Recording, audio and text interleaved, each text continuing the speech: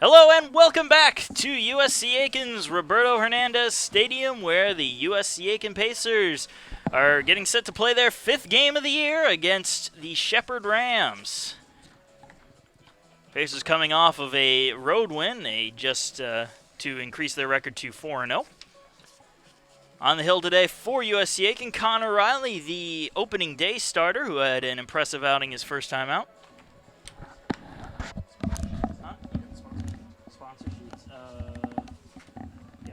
I don't have the typed up ones.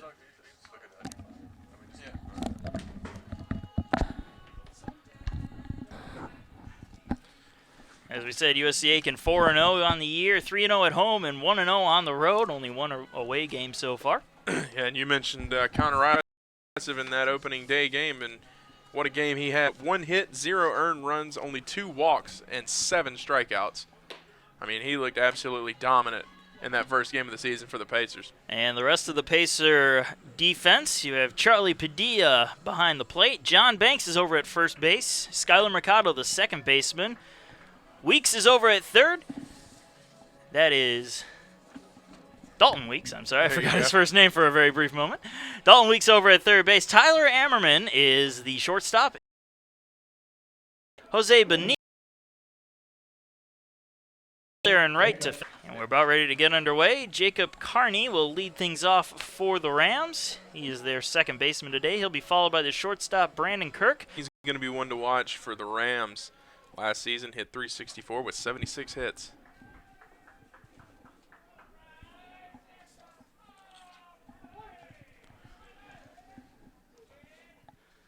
Here's the first pitch, and here we go. First pitch is low for ball 1.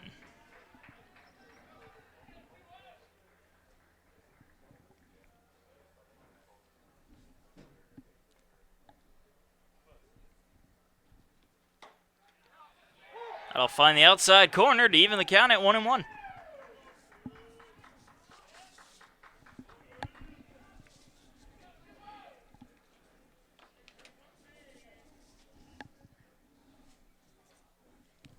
The 1-1.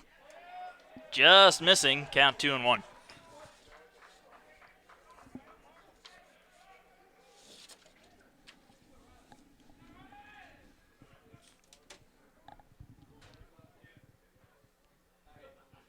The 2-1.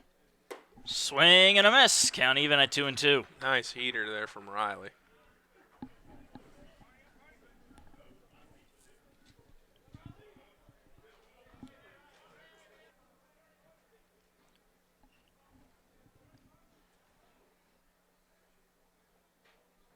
And the 2-2 from Riley. Just missing inside this time. Count full.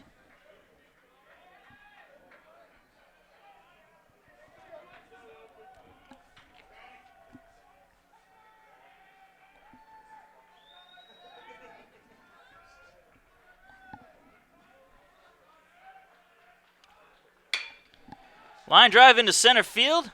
Bonilla has it and makes the catch for the first out.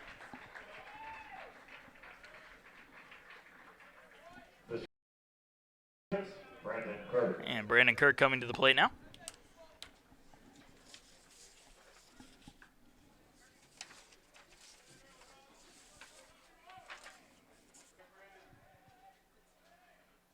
First pitch to Kirk. Swing and a miss for strike 1. Kirk 2 for 2. The 0-1. And a home run so far on the season for Kirk.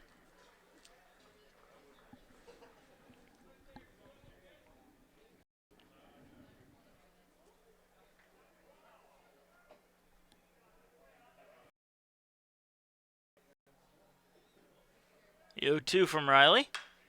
Fouled off again.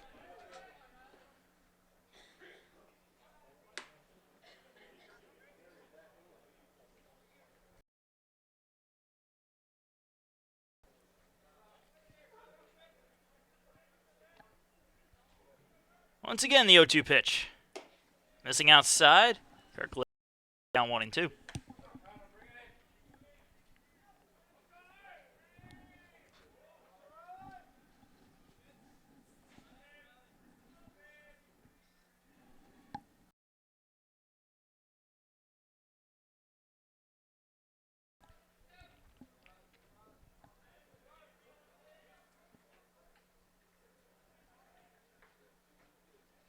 And Kirk offers to that one and misses for the strikeout and the second out. The center fielder, number 2, J.J. Sardi. That brings up J.J. Sardi, the center fielder, with 2 down and nobody on here in the top of the first inning. Sardi, another one of those players. The season was hit 367, third on the team in home runs with 11, so he's got some pop in that bat. It'll be interesting to watch this game. And the first pitch is a ball. Count 1-0. 3 this year.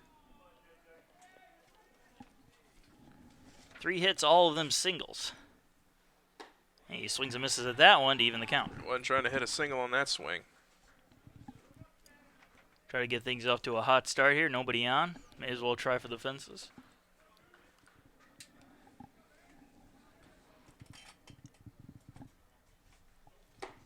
Another swing and a miss.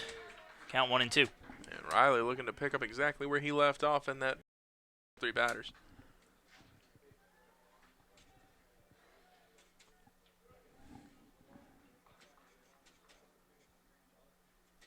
And the 1-2 pitch. Another swing and a miss. So back-to-back strikeouts ends the top of the first with no runs, no hits. Bottom of the first coming up, 0-0 the score.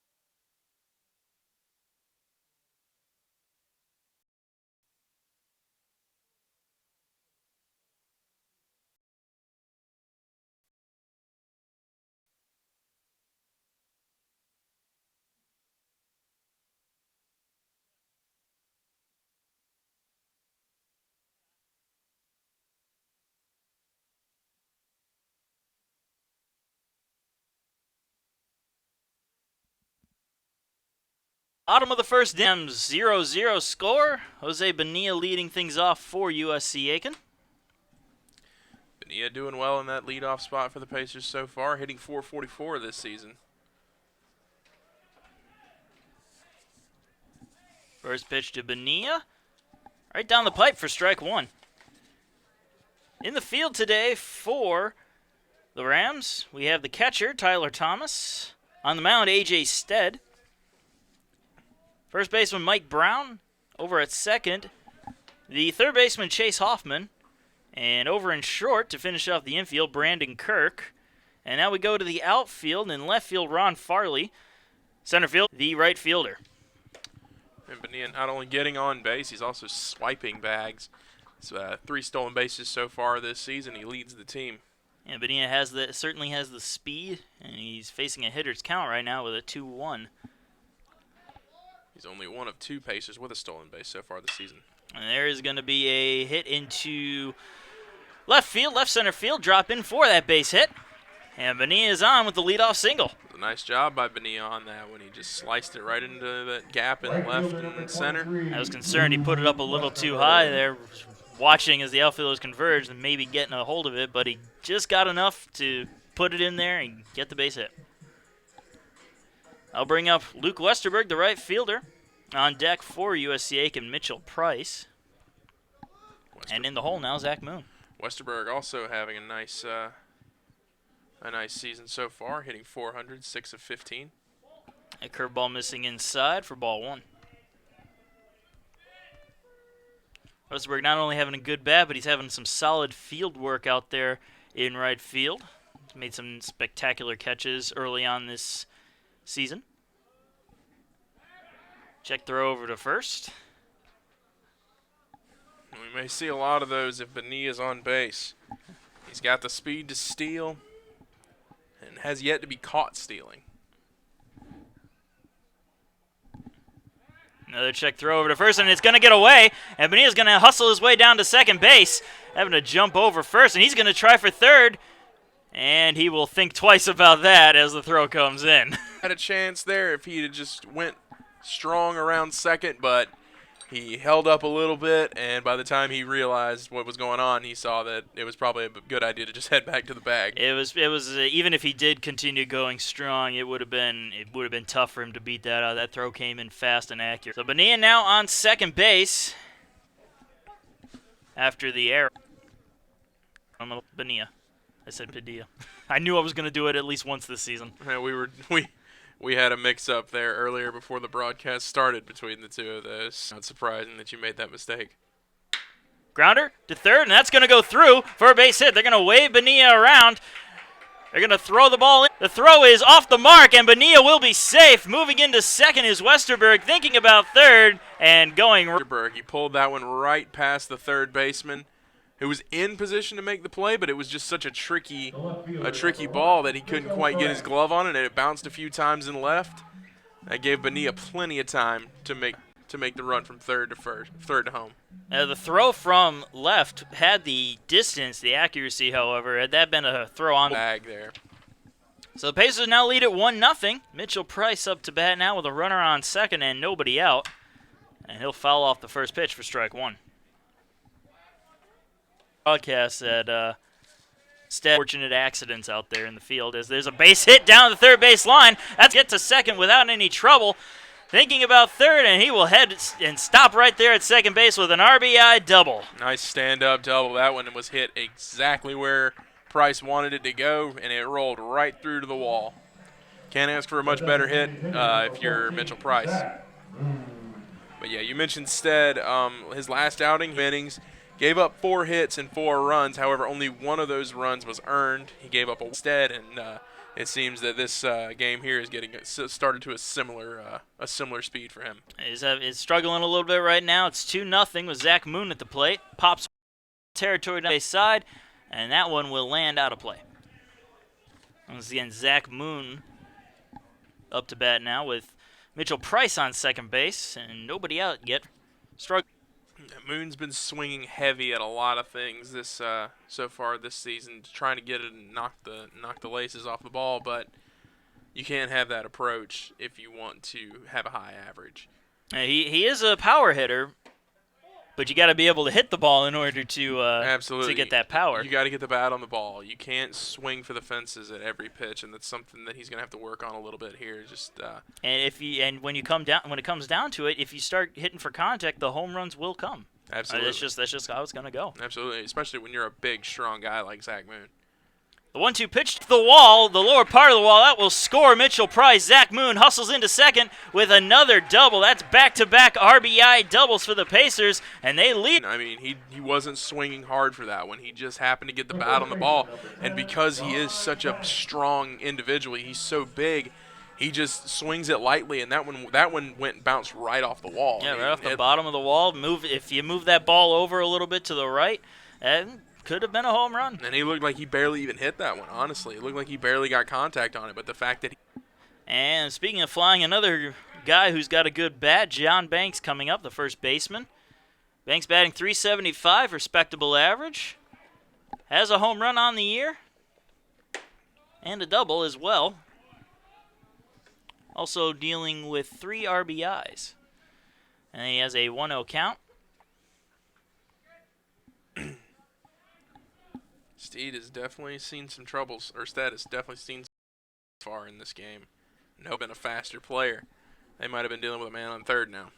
Oh yeah, had that been Bonilla or Price, they would have been on third, no doubt. But then again, it looked like Zach Moon. His view was obstructed after he took that secondary lead. He couldn't see the ball. 2-0 count now. Inside corner, 2-1 to Banks.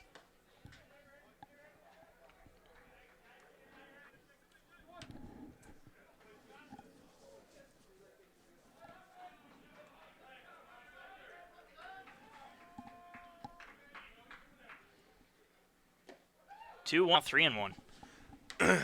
Stead continues to struggle here. Banks now with a hitter's count, 3-1. you'd like to imagine he'll probably swing at this one. Can't get contact on it and score Moon from second.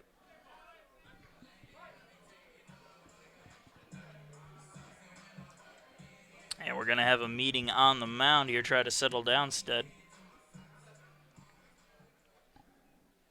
Definitely not the best outing if you're a pitcher. No, absolutely not. Giving up 4 hits in the first inning alone, 3 runs, and you've yet to get 1 man out. You're in good position 2 here. You've got 2 on, but that sets up the double play, the conventional double play, as you like to say, at first. It'll be interesting to see how they pitch Dalton Weeks. Because Weeks, as we know, has got some pop in that bat of his. Yeah, Weeks batting .294. You like that? You'd imagine that they're going to throw him something low, high that he can drive. Dalton Weeks has a hit all across the board, a single, and all that adds up to 4 RBIs.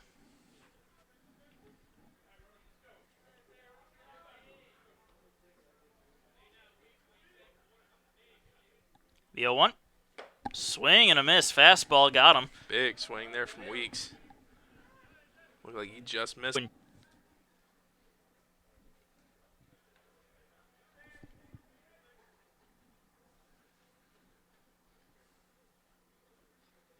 Swing and a miss. Weeks chases one in the dirt.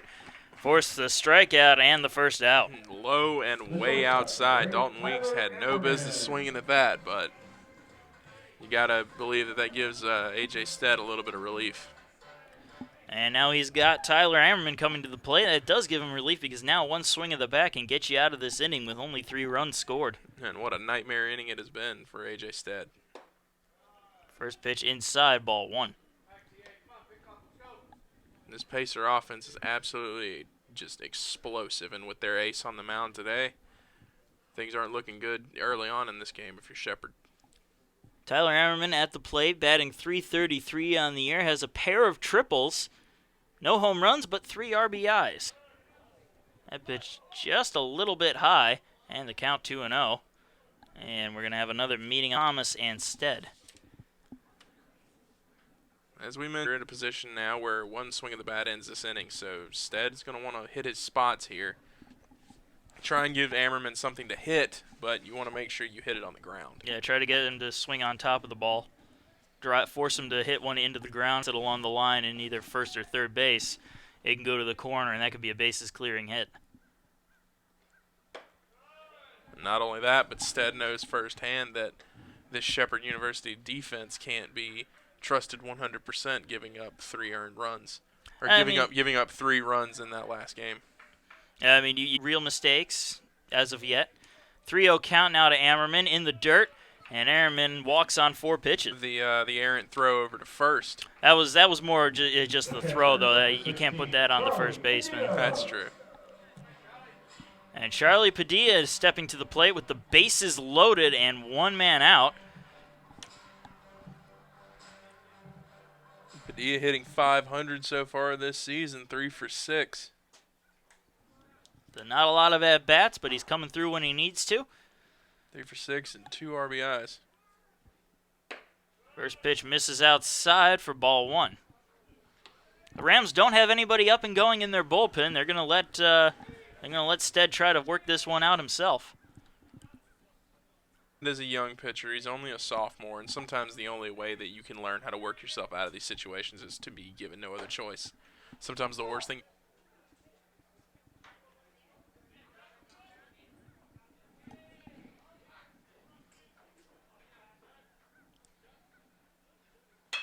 Grounded right back to the mound. They'll throw home for 1. Now the throw to first is not in time. Well, it is in time, but it drew him off the bag. Yep. But they will get 1 out, and they keep the run from scoring to make it 2 down here in the bottom of the first inning. And another errant throw. What a bummer if you're A.J. Stead. I mean, you got the hit you wanted, hit it right back to the mound, gently rolled it, threw it over to the catcher, and a nice throw from Thomas, but it just. So that there will be base pitch high for ball 1. And Mercado hitting .333, 4 for 12 so far on the year.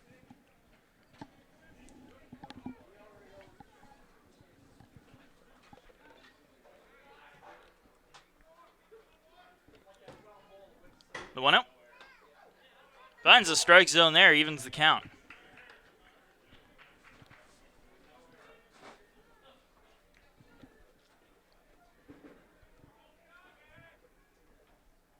Yes. And Mercado now down 1-2.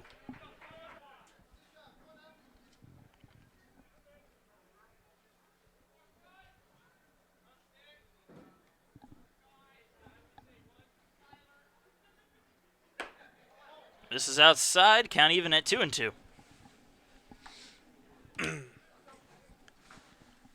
See how he pitches Mercado here with these bases loaded. Do you give him something to hit inside, or do you try and draw him to swing off? You try to draw him to swing off, I would say. At least with this pitch here, yeah, you have a pitch to work with. If he doesn't swing, then it's a full count. And it's better to run than to let him get a hold of a ball and that's true. Too high and a little bit too far in the count 3-2. Good job by Mercado laying off that one. He looked like he wanted to swing, but he pulled it back at just the right time. In his position, I'd try with a curveball right now. Try to get him to chase one coming inside on him. Start it high and then drop it out at the bottom of the strike zone. Let's go. A walk and a run as Mercado draws the walk.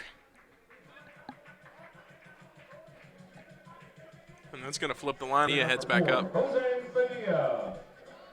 Yep, Bonilla singled earlier this inning and came around to score. Got everything started for this USC Aiken.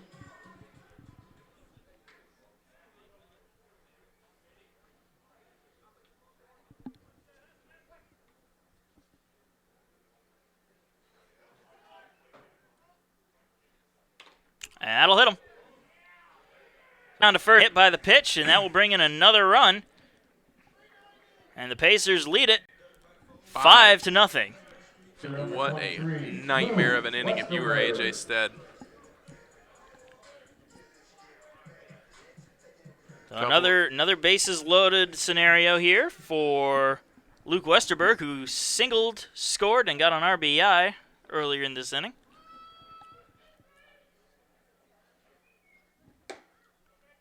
This is outside. And the last thing you want if you're the Rams here is to have to pull your starter in the very first inning. Now they're going to stick with him. The bullpen is still quiet over there. I mean, this is a very dominant in his first start, and you got to think after that first inning, he looked like he's wanting to do the same thing again today. You pull your starter in the first inning, and I mean, that could be tragic for this team. It's not starting out too well right now. Bases still loaded, 2 outs, 5-0 the score here in the first.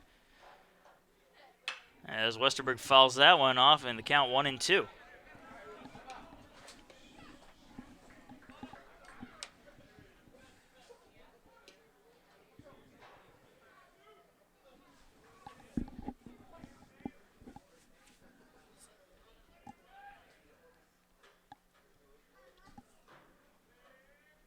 Here's the 1-2 pitch.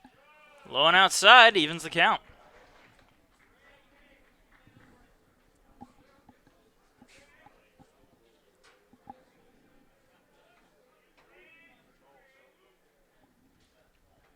So 2 balls, 2 strikes, 2 outs, bases loaded. Westerberg at the plate, bottom of the first inning, 5-0 Pacers. And that one will also miss high and away, count full.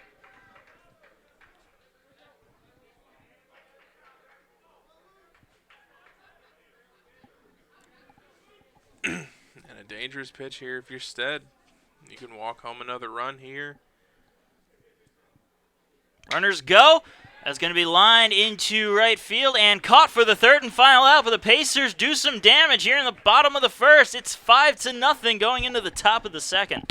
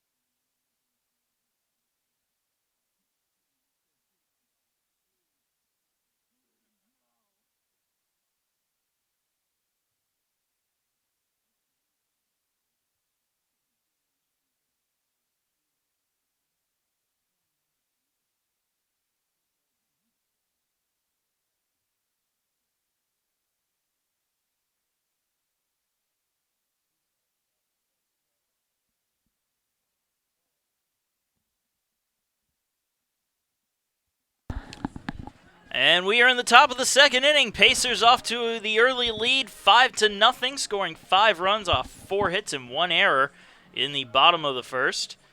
Ron Farley will lead things off for the Shepherd Rams against Connor Riley, who sat down the Rams 1-2-3 in the first. He's off to a good start here with a fastball swinging strike. Beautiful heater. I mean, Riley, that fastball from Connor Riley is a beauty.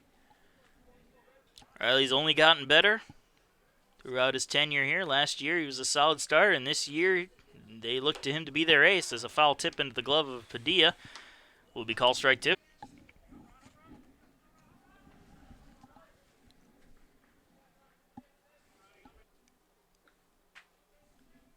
The 0-2 pitch, just missing inside. Very close pitch, and count 1-2.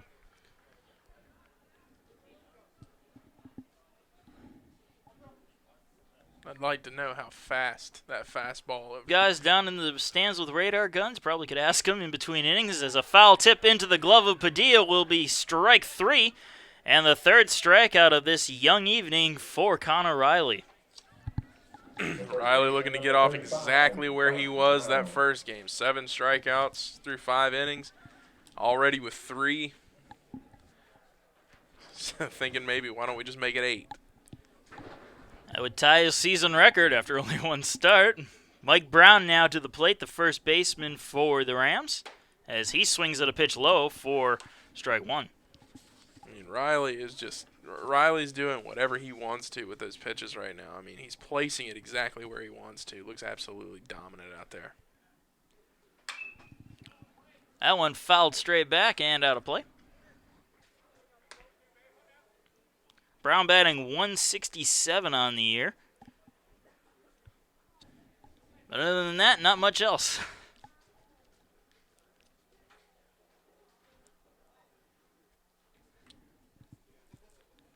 And the 0-2. Tried to get him to chase one outside, no good. And the count 1-2.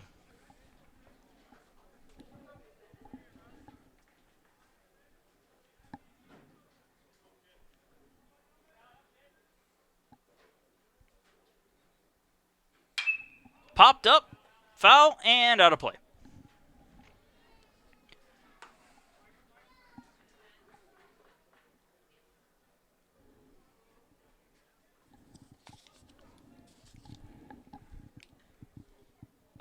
By Airman for the second out.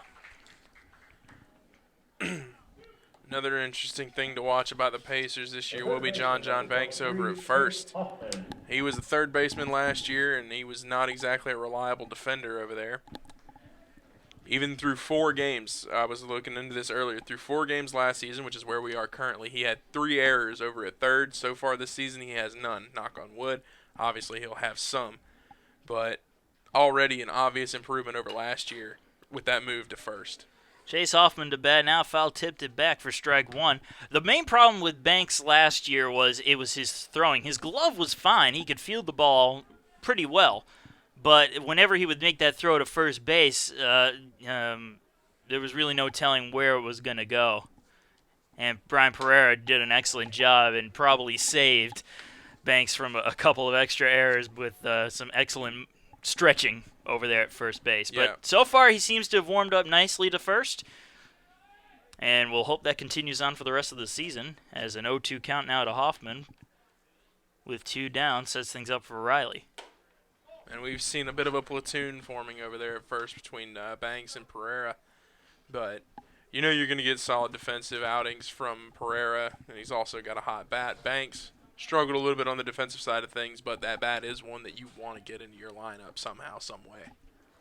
So a 1-2 count now to Chase Hoffman as Riley deals. Swing and a miss for the strikeout, third out, and 4th strikeout of the night for Connor Riley. To the bottom of the second inning, it's still 5-0 USC Aiken over the Rams.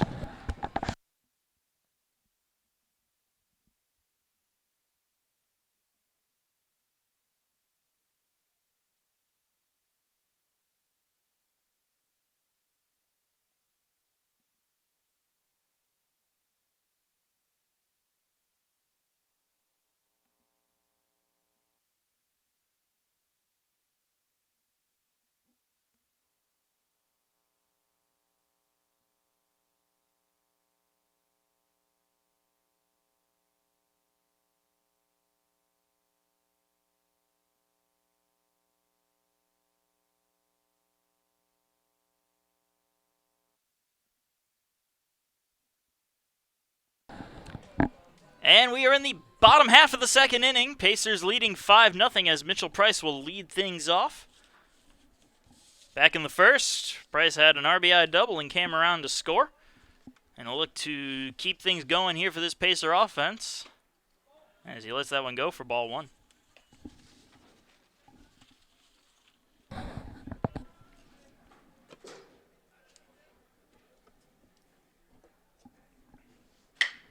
That's going to be hit past the diving shortstop and into left field for a leadoff base hit. Starting this one off just the same way they started the last one off with that base hit. A seemingly innocent base hit could turn into so much more. And Zach Moon coming up represents a significant threat. Got a hold of one without putting too much effort in it in the first inning for an RBI double. You have to think if he maybe just puts an ounce more of effort in, that ball could be gone. Yeah, we were talking about that last inning when we were discussing how he has a tendency to swing through almost anything. But if he slows it down, just focuses on getting the hit rather than getting the home run, he can have devastating results, and we saw that with that huge double right off the fence. And the first pitch to Moon finds the strike zone for strike one.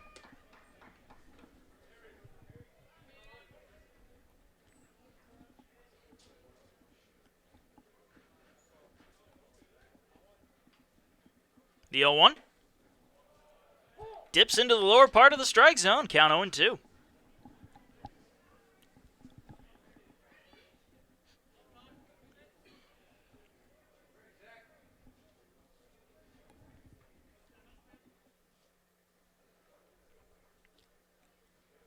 Stead delivers the 0-2. Grounder to third. They'll try to turn two here. The one throw to second in time. The throw to first is also in time. And a beautiful double play, a 5-4-3 double play. Makes it 2 down here in the bottom of the second. And you got to imagine Stead is breathing a huge sigh of relief out there on the mound after that. Could have used one of those last innings. Would have saved him a lot of trouble. But he'll take it right here as John Banks comes up to the plate, walked and came around to score his first plate appearance.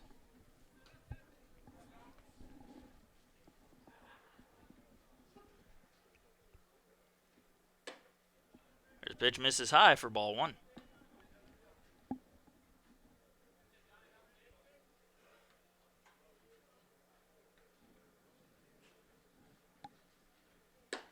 Misses outside, 2-0.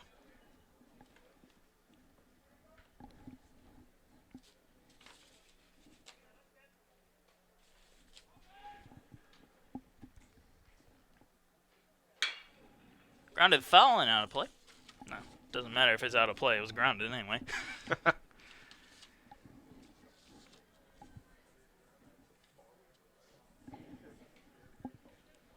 The 2-1 count now to John Banks.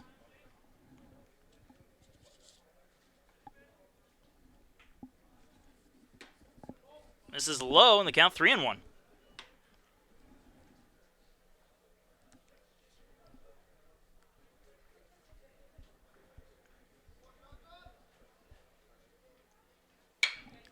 And Banks pops it up.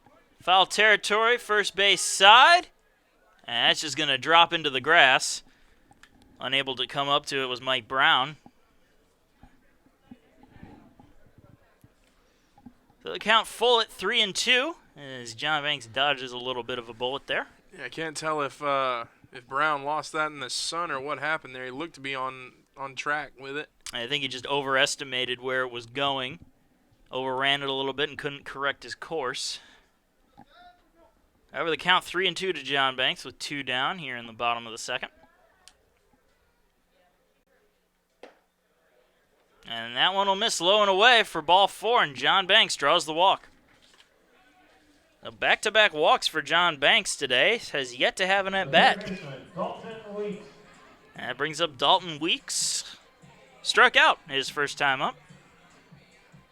The only Pacer last inning to not get on base. We'll see if he will join the party here in inning number 2. That one really inside. Inside had him dancing out of the way. Count 1-0. Already seen one batter hit so far. Check throw over to first. Almost in danger of a balk there. His foot started to wander dangerously close to moving towards home. And that would have finally gotten my balk. Yeah, but not a walk-off like you had hoped. Two games late. The 1-0. This is high, 2-0. I still want a walk-off balk before the end of the season.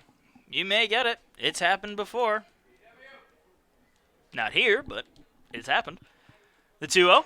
Swing and a miss. Weeks ahead of that one. The count 2-1. That will be the most legendary call in collegiate sports history. Well, I mean, if I'm the one doing it, then. Oh, okay. No, if there's a walk-off balk, I demand to be the one who gets to call it. Foul tipped into the dirt, and the count 2-2. Also, who gets the money? Who gets the money? That's fair. Who gets there you go. Hey, look. That's the only thing on my list of demands. If there's a walk-off balk, I want to be the one calling it. Hey, you never know. You'll get a couple of these games on your own, so you may get one there. Oh, I hope. I really do. 2-2 count to Dalton Weeks with 2 outs and a runner on first. And that one is a call, strike 3. Curveball finds the middle of the plate. And no runs, 1 hit, and no errors as the Pacers still lead at 5-0 going into the top of the 3rd inning.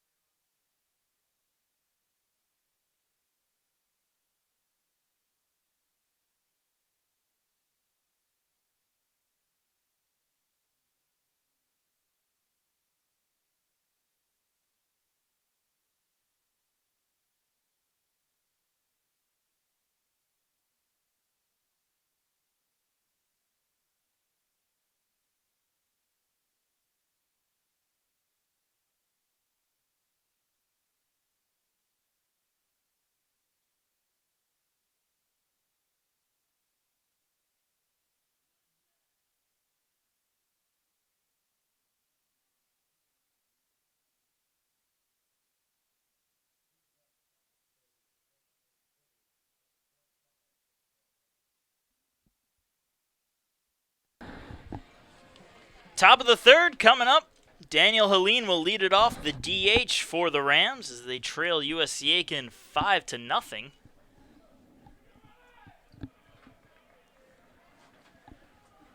And a quick inning that A.J. Stead so desperately needed last inning for the Shepherd Rams. A quick scoreless inning. No blemishes on the second at all as that first pitch is fouled off from Riley.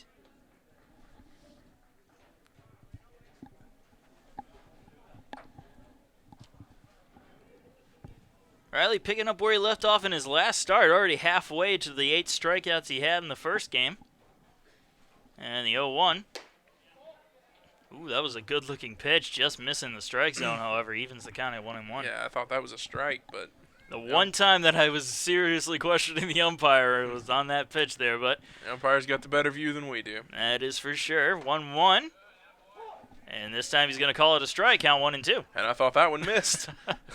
He's making up for the last call. Yeah, but that's the big threat for the Rams right now is Connor Riley. I mean, he's looked dominant so far this game. Just missing outside, trying to get him to chase or brush the corner. They count 2-2. Trying to brush the corner like Bob Ross. Made that analogy earlier on. Nobody brushed the corner the way Bob Ross did. 2-2. Line drive into left field. That'll drop in for a base hit. There goes the perfect game. And Mitchell Price has a little bit of trouble picking it up. And hustling into second with a leadoff double is Daniel Helene. That's big for the Rams there. Nice, was a leadoff double. So they're going to want to capitalize on that here and get some of those runs back from the first inning. They have Tyler Thomas coming up, the catcher.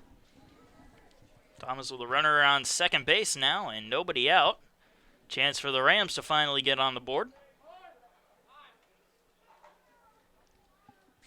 Brush the corner. Brush the little corner. The happy little trees out in the outfield. And that'll just be our little secret. So Riley delivers the first pitch, misses outside for ball 1.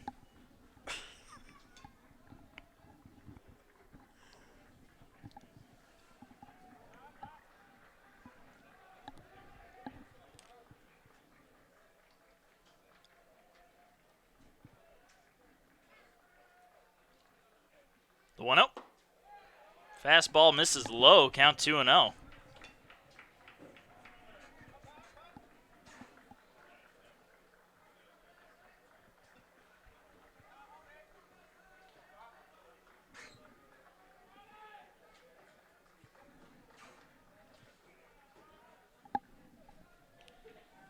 The 2-0 pitch misses outside, and Riley has thrown 3 straight balls.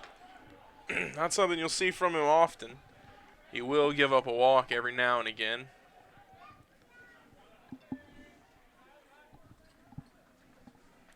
But to throw 3 straight balls, that's curious. There's the 3-0. Misses high, and that'll be the walk to Thomas. And there's 2 on and nobody out here for Brenton Doyle. Right fielder number 22, Brett Doyle. Could spell trouble for Riley. He's not a ground ball guy. He's a strikeout guy. So we'll see how he pitches these next couple of batters. See if he might try and get a ground ball. But he's definitely a flamethrower. He focuses on the strikeouts. He doesn't want to get ground outs. He wants to get guys to swing and miss. And Doyle is a threat for sure, batting .455 on the year. Doesn't have any home runs, but he's got 5 hits. So he can definitely make contact with the ball, and another ball thrown there, 1-0 the count.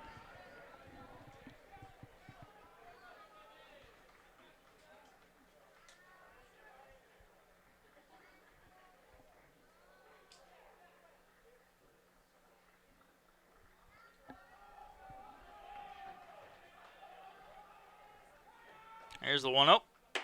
This is the way they're going to throw over to first. That'll hit the runner. Now the runner's going over to third. And making it into third base is Daniel Helene. Costly mistake there by Padilla. I don't think it was so much of a mistake. It's just Thomas, as he was diving back, was in the path of the ball. Throw was a little bit off target, but... Well, either way there, that could cost the Pacers big time. We got a man on third. No outs, so the sac fly will be in play for the next two batters at least. And runners on the corners and a 2-0 count. Fly ball into right field. Westerberg chasing after it into foul territory, and that'll land into the Rams bullpen.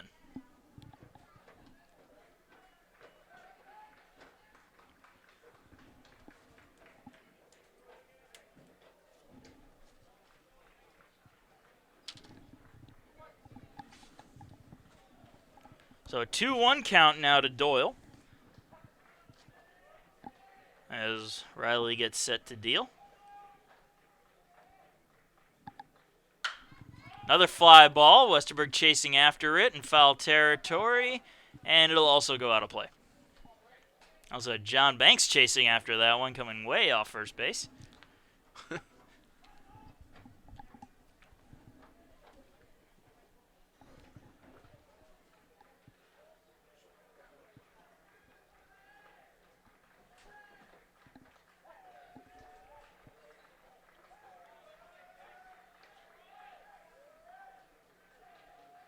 2-2. Curveball. High bouncer, slowly in front of the plate. Padilla picks it up, throws to first, gets the out, and that'll hold the runner at third base. But Tyler Thomas does advance to second. So now runners on second and third. And Padilla was a little bit casual getting to that one. It almost cost him there. He was watching when the ball bounces that high, especially here, you never know if there's a spin on it or something like that. So he's probably waiting to see where it was going to land in case he had to correct his course.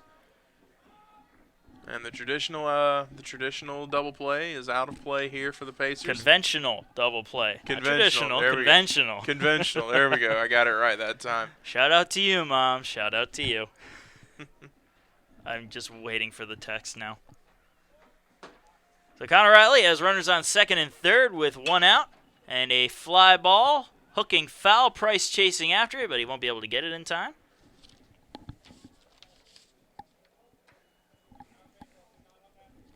Jacob Carney, now the new batter. Flew out his first time up.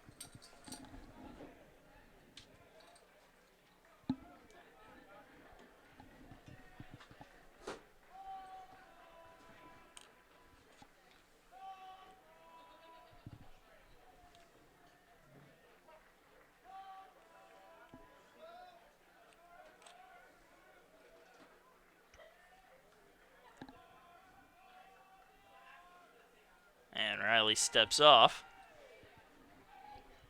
That was a recurring theme in our last broadcast that we had to pull because, let's just be honest, everything was going wrong in terms of our tech. Yeah, our broadcast suffered from technical difficulties, broadcast difficulties, game length, everything that you could imagine. It was a dumpster fire.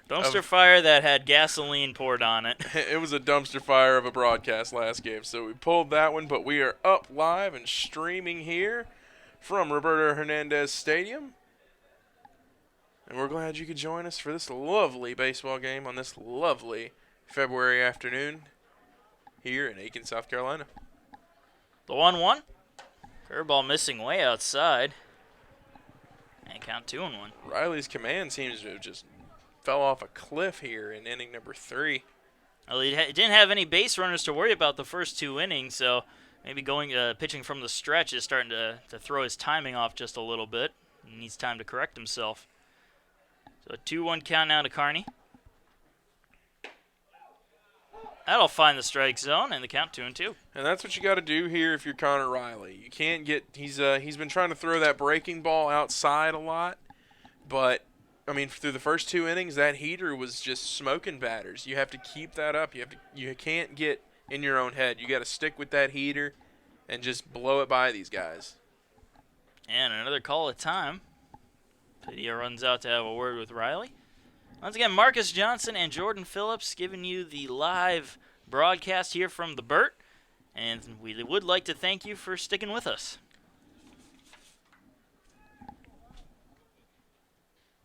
We always enjoy being allowed into your homes for these broadcasts, and we're glad you continue to do so.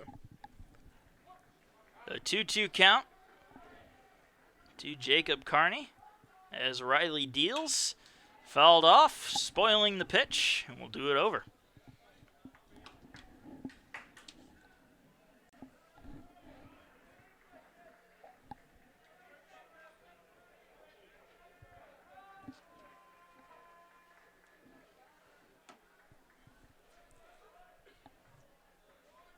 And the 2-2.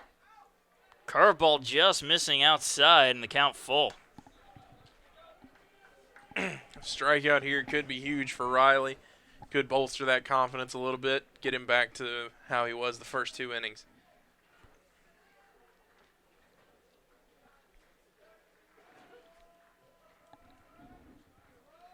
And the 3-2. This is inside. And Carney draws the walk to load the bases. But not the end of the world if you're Connor Riley. You do still have the double play at first intact now. You can get if you can get the ball on the ground, but as we mentioned, Riley is a bit of a strikeout thrower. He's not exactly your typical ground out pitcher. He throws a heavy heater with a little curveball in there as well. So he's trying to strike guys out. He's not a ground ball pitcher, but in this situation, I think you might have to switch things up a little bit and try and get that ground ball, get out of this inning without any damage.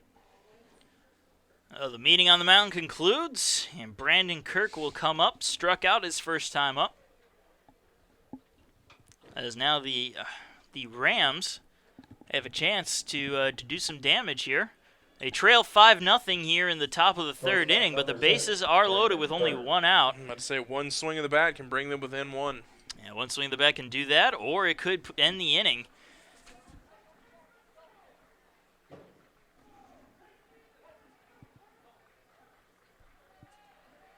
So the first pitch to Kirk.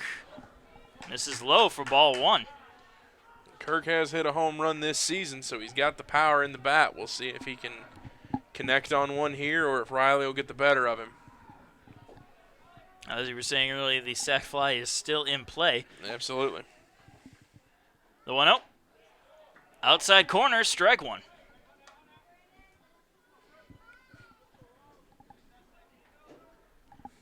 Riley doesn't make it easy to get hits for these batters. He's doing a good job of keeping it on those corners, just inside, getting those strikes that are, man, a big swing there by Kirk.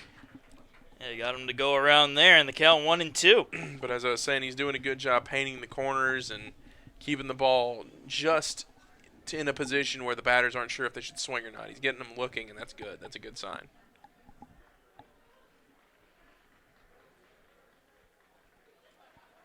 Here's the 1-2. Able to hold back on that inside and low curveball, and the count even at 2-2.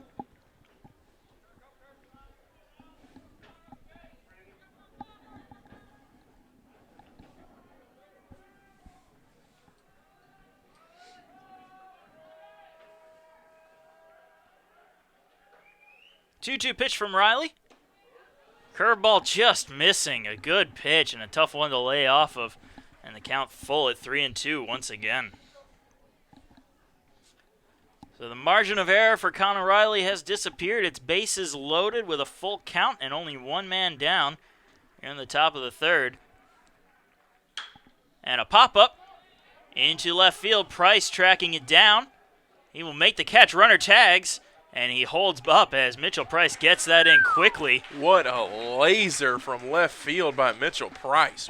Wow. That won't go on any score sheet except for a fly out, but you got to give Mitchell Price some credit for holding the run back. Oh, man. Wow. What a throw. I mean, that was just a laser in from left field. That got in so fast.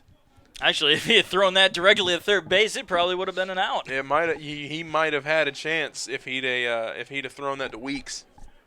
Or if Weeks would have been covering the bag, rather. He might have had a chance to get a throw out there. So, singing Mitchell as we sing Mitchell Price's praises, J.J. Sardi steps to the plate. Bases still loaded with two out. As Riley deals curveball. That one will find the strike zone. Count 0-1. Sardi struck out his first time up.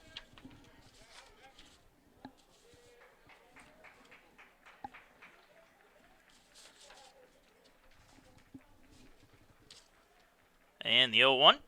Swing and a miss. Count 0-2. Looks like Riley's starting to get a little bit of his rhythm back here. And he can see the light at the end of the tunnel. Two down.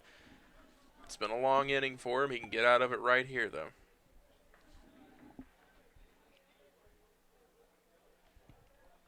And the 0-2. Swing and a miss for the strikeout. And that'll do it. Connor Riley dodges a Tomahawk cruise missile as the Rams leave the bases loaded and are unable to score any runs. Pacers still lead it 5-0 going into the bottom of the third.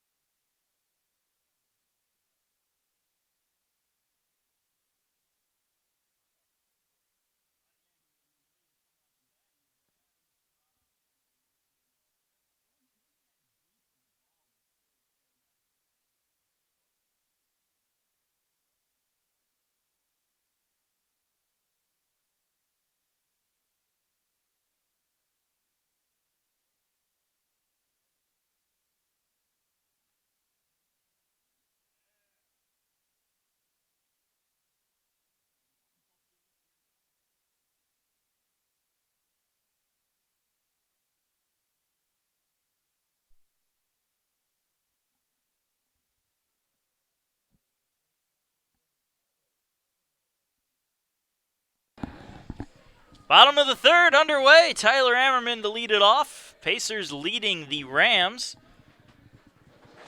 5-0. Pacers got out of a bit of a jam there. Connor Riley showing some good performance under pressure as we have a chopper to third. The throw to first draws him off the bag, but he's able to keep his toe there. Excellent diving stretch by Brown to get the first out on the first pitch. Just barely, but he got it. The catcher, number I can 16, always, no matter what Carlos team it is, I can always appreciate good first base skills. A solid first baseman can change a team. Charlie Padilla to the plate now, reached on a fielder's choice, his first time up. And I'll let that one go by for ball one.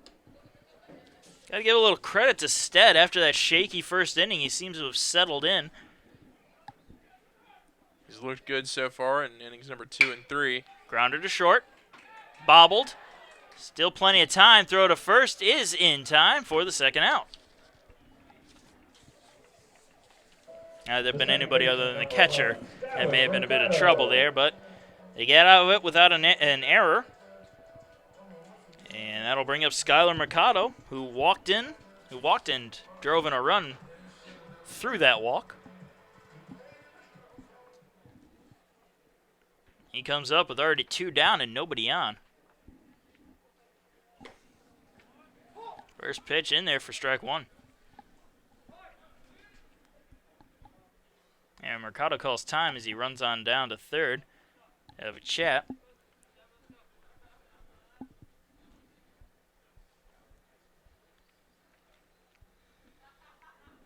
So an 0-1 count now to Skylar Mercado as he heads on back to the box.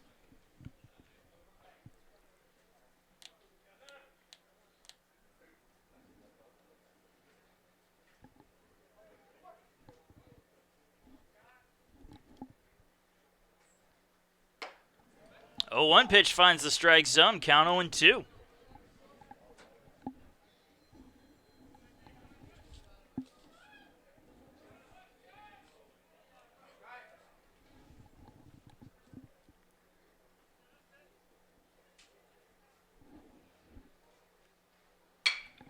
That one, a line drive fly ball into the Ram bullpen. Was a nice hit if it had stayed fair. I think that actually went over the fence behind the Ram bullpen there. That was good contact, just not straight contact. As every Little League coach would say, straighten it out on the 0-2 pitch. In the dirt, 1-2.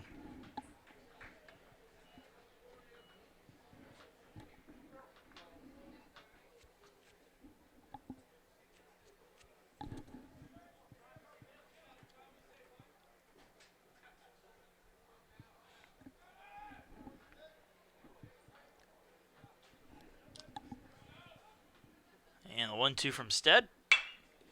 Hopper to short. Picked up by Kirk. Throw to first is good and in time. A bit of a scoop there by Brown to get the third and final out. Pacers go down 1-2-3 as we go into the bottom of the top of the fourth. Still 5-0.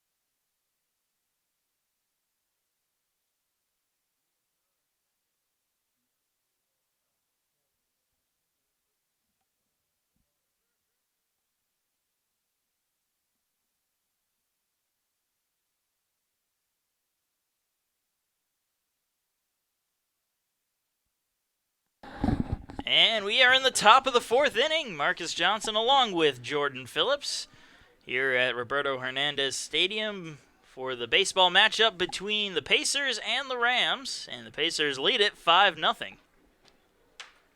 Yeah, big first inning for the Pacers. 5 runs scored in that one, but nobody's really been able to get anybody across since then. We've had a couple of threats from both teams, the Pacers and the Shepherd Rams, since then, but nobody's gotten across yet.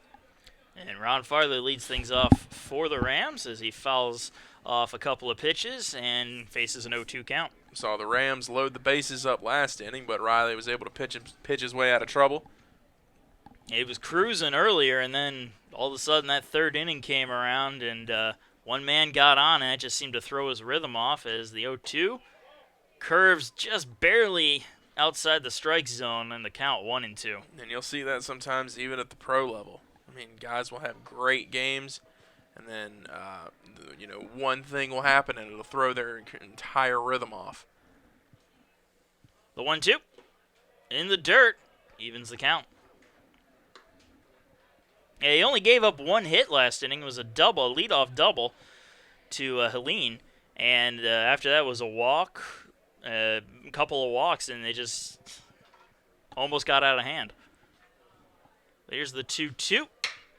That's a line drive fly ball into center field. Bonilla tracking it and making the catch for the first out. Well, he fumbled it a little bit there, but he got a hold of it.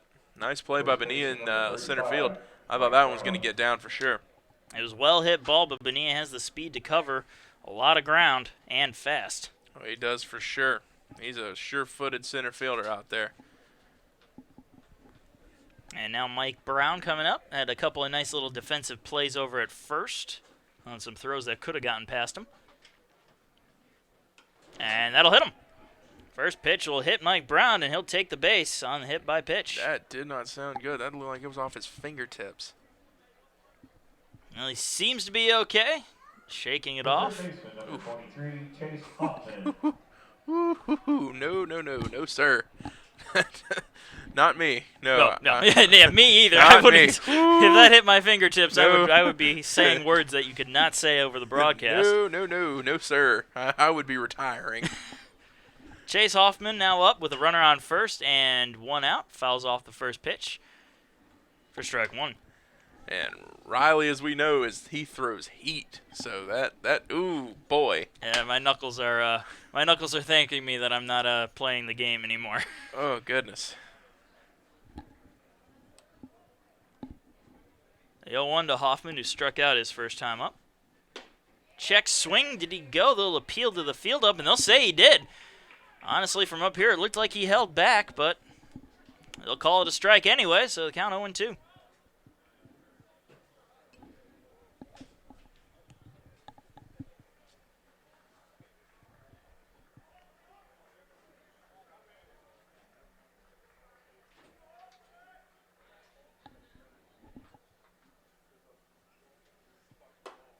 And that one will miss just high. Count 1-2 to Hoffman.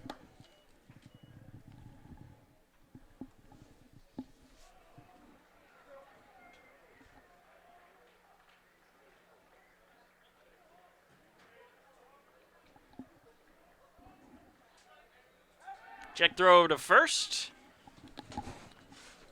However, Brown able to dive back in time.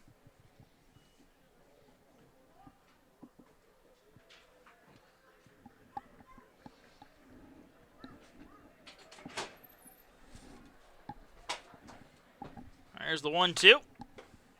Misses inside, evens the count at 2-2.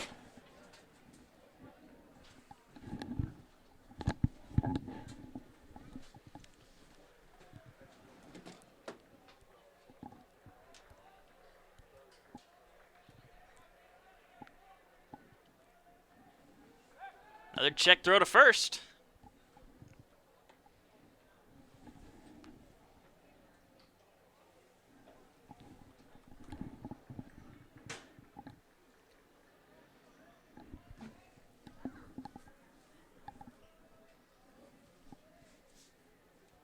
And the 2-2 to Hoffman. That'll be a base hit into right field. Looked like a breaker that, or a curve rather, that just kind of hung over the plate. And with that, there will be runners on first and second with one out, as Daniel Helene, who got that leadoff double that spelled trouble for Connor Riley back in the third, digs in.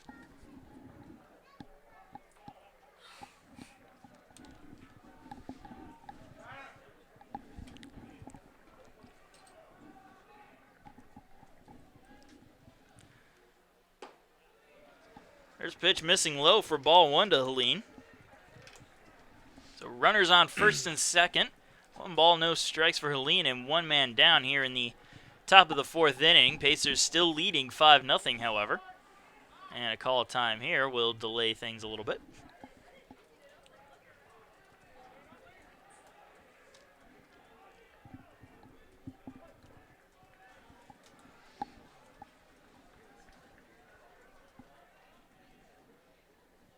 Swing and a miss. Evens the count at 1-1. The heat. Riley brought it on that one. Possibly a little frustration behind that throw. A little jealous of those scouts down there. I wish I had a little radar gun so I could see how fast that one was going. Probably buy one if you really want. Uh, The 1-1. Swing and a miss. Got him chasing something way out of the zone. Count 1 and 2. I mean, it'd be expensive, but you could buy one. Might see if there's room in the athletic department budget. And immediate answer of no. No. Worth a shot, yeah? I guess. A great man once said you miss 100% of the shots you don't take. A truly great man. The 1-2. Swing and a miss. Got ahead of himself, and Helene down on strikes for the second out. Another great man said everybody needs a friend, so Connor Riley adds another little friend to his strikeout count tonight. And that makes 6 on the night. So now there are 2 on and 2 out for Tyler Thomas, who walked his first plate appearance.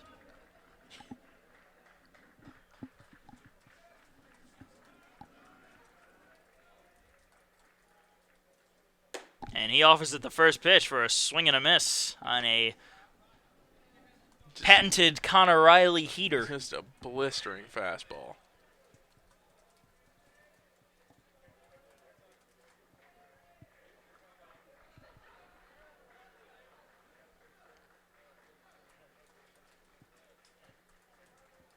There's the 0-1. Lower part of the strike zone, 0-2. Riley looking to get out of trouble here.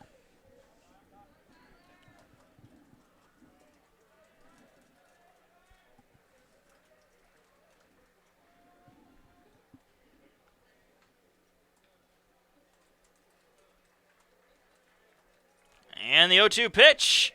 Check swing. It'll appeal, and he did not go. Good call there by the field ump. Yeah, So looked like count 1 and 2. Yeah, looked like he held up there. Good call. Clearly held up.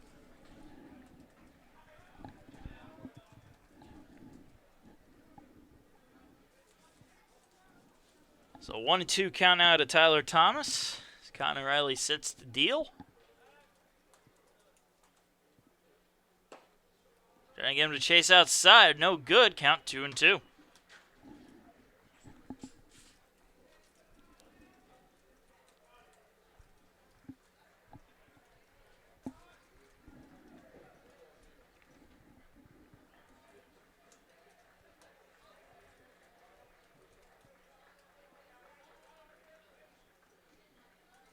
And the 2-2 pitch.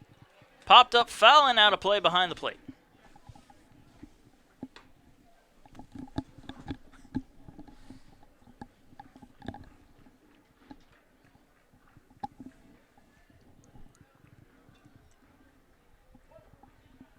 So the count's still at 2-2 to Thomas.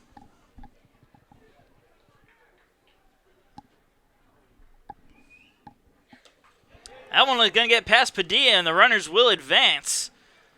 A wild pitch there from Connor Riley sets up runners in scoring position with 2 down. Adds a little bit more intrigue to this at-bat here.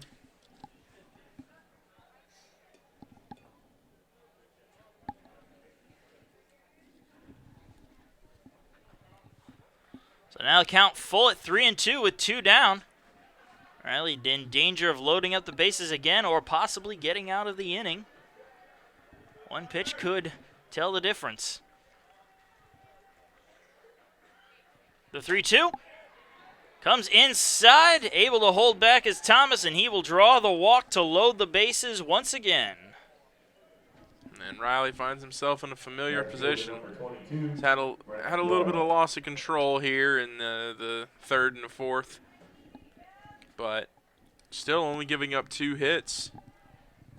He's looked solid. We'll see how he gets out of this one, if he's able to get out unscathed or not. And Brenton Doyle comes up now with the bases loaded. Tries to hold back on the first pitch. He is able to, and the count 1-0.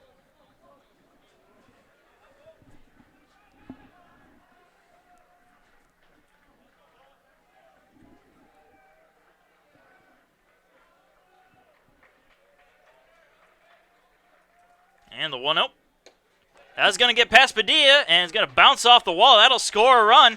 And the other runners advance as well. So now the Rams are on the board. It's a 5-1 game after another wild pitch by Connor Riley.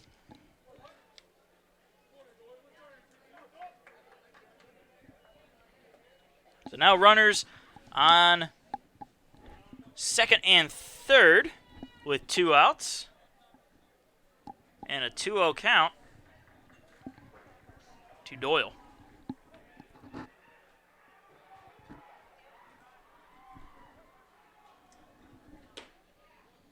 That'll find the strike zone, count 2-1.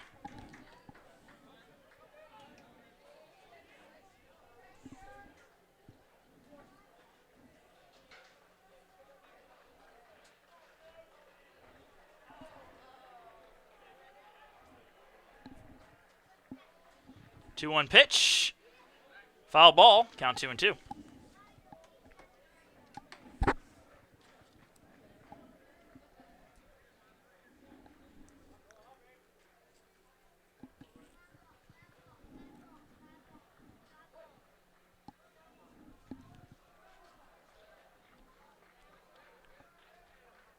The 2-2, swing and a miss. And Riley gets out of it with minimal damage as a run does score, but the Pacers still lead 5-1 as we go into the bottom of the 4th inning.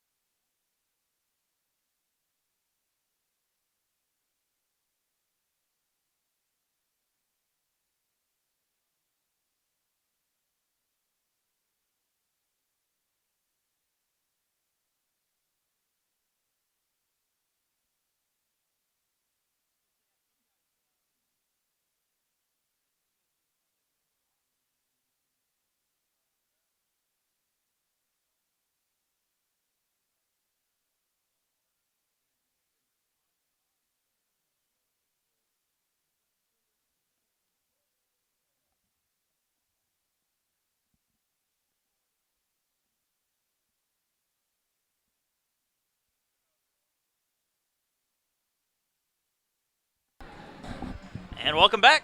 Bottom of the 4th inning coming up. Jose Bonilla will lead things off for the Pacers. Hit by a pitch, singled, scored a run, and has an RBI already in this game as he digs in for his 3rd plate appearance.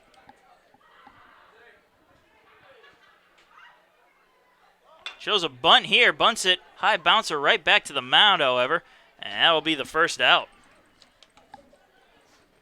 Had that just died, he probably would have been, the good chance he would have been safe, but too much of a bounce there. Yeah, Bonilla's got the speed to score off, or to get to first on a bunt, but just he just doesn't. That one just hit the ground and it bounced right up in the air, straight back to the mound. That'll bring up Luke Westerberg. 1 for 2 today with a single, an RBI, and a run scored. All back in the first inning. And he'll let the first pitch go by for strike one. Yeah, after that first inning, Stead really has settled in here. He sat the Pacers down pretty quickly. Pacers only amassing 1 hit outside that first inning. Yeah, I mean, he's looked pretty locked in after that first inning. I mean, yeah, it was a big inning, but since then, things have looked pretty easy for him. And a 1-1 count now to Westerberg. This is outside, 2-1. It's almost been a reverse, the reverse on the Pacers side, and Connor Riley's struggling a little bit, and he's only given up the 1 run, but he's gotten himself into a couple of nasty jams in the past 2 innings. And the count now 3-1 to Westerberg.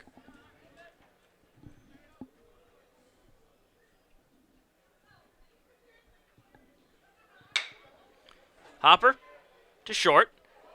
And Kirk having trouble handling it as it took an awkward bounce. And that'll allow Westerberg to make it to first safely. And they're going to mark it an error. Left fielder number 1, Mitchell Price. And now Mitchell Price coming to the plate, 2 for 2. An RBI double, a run scored, and a single. Productive outing for him already. And he's got a runner on first base with only 1 man down.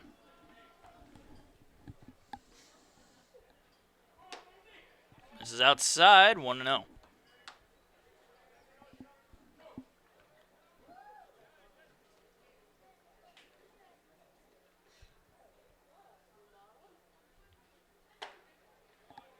That'll find the strike zone, and we have a Yahtzee. 1 ball, 1 strike, 1 out, 1 man on for number 1 at the plate. If only you could see the looks I'm getting right now. Mainly looks of disappointment. And Mitchell Price fouls that one back. Had it not been for the netting, that would have gone right at my face, so I think I'm just going to take that as a sign from a higher power. Looks of sadness, disappointment, even anger, you could say. Price checked his swing, and they'll say he did. So the count 2-2.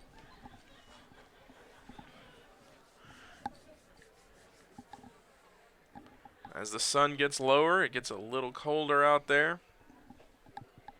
It'll be interesting to see how these teams switch up once the air gets a little bit more cool as this game goes on. Pitch missing high and outside, count 3-2.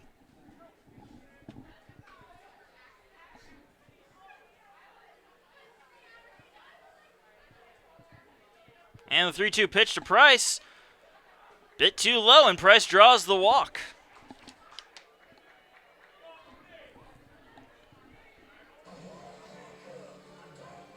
The designated hitter, Zach Moon. And Zach Moon coming to the plate. An RBI double his first time up, and then he grounded into a double play in the second for his second time up. And he's got runners on first and second with 1 out.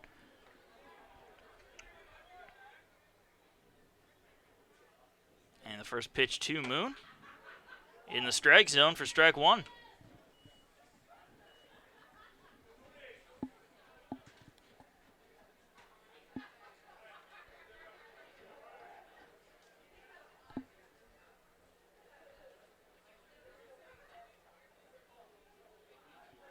And the 0-1.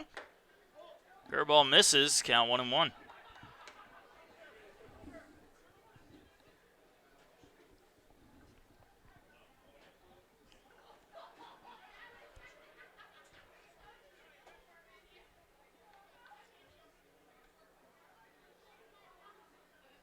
One pitch. Fly ball into deep left. That one is going. It is gone. A home run for Zach Moon. And the Pacers now lead it 8-1. Yeah, that one had no doubt about it. As soon as it came off the bat, that one just shot out of here. Huge hit from Moon.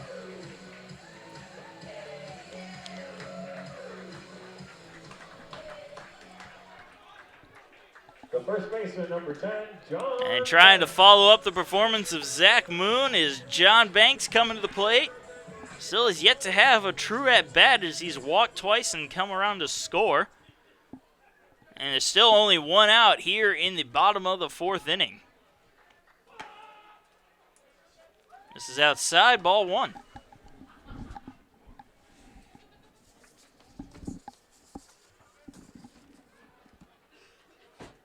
The 1-0. Grounder. Slowly to short. Picked up by Kirk. Throw to first. In time for the second out. And if I'm not mistaken, that's the is that the first moon blast in this stadium this year? I believe it is. Yeah, he's got 2 on the year, but that was his first one here. So now 2 men out, and Dalton Weeks to the plate. He's struck out twice today. 0 for 2.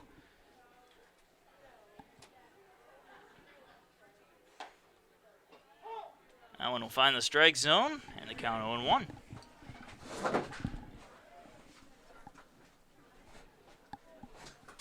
The 0-1. This is low. Count 1-1.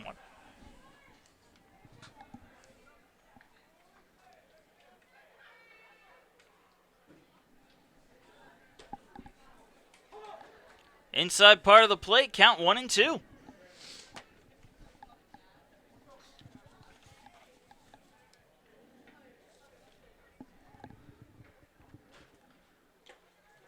Low and outside, in the dirt, count now 2-2. Weeks has already struck out twice today. Yeah, struck out swinging back in the first, struck out looking in the second.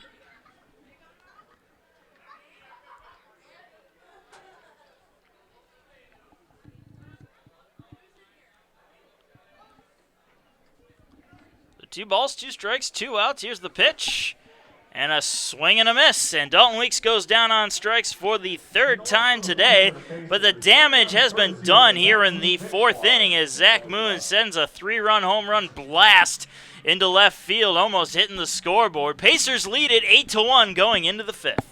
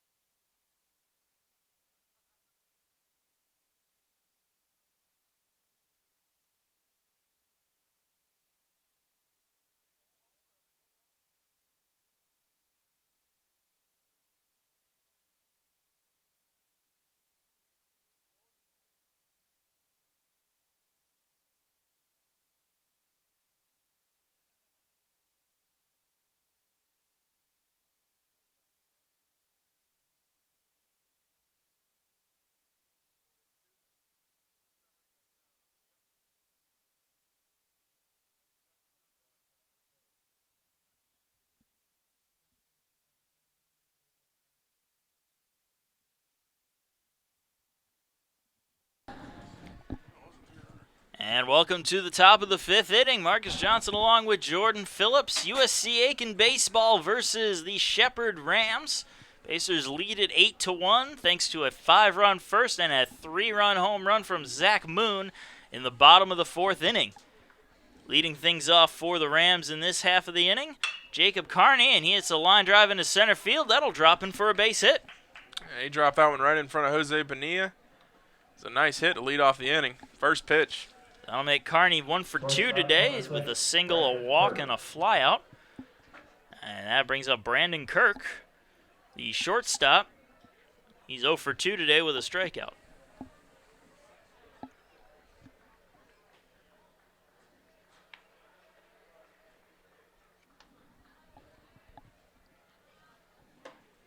First pitch a bit high for ball one.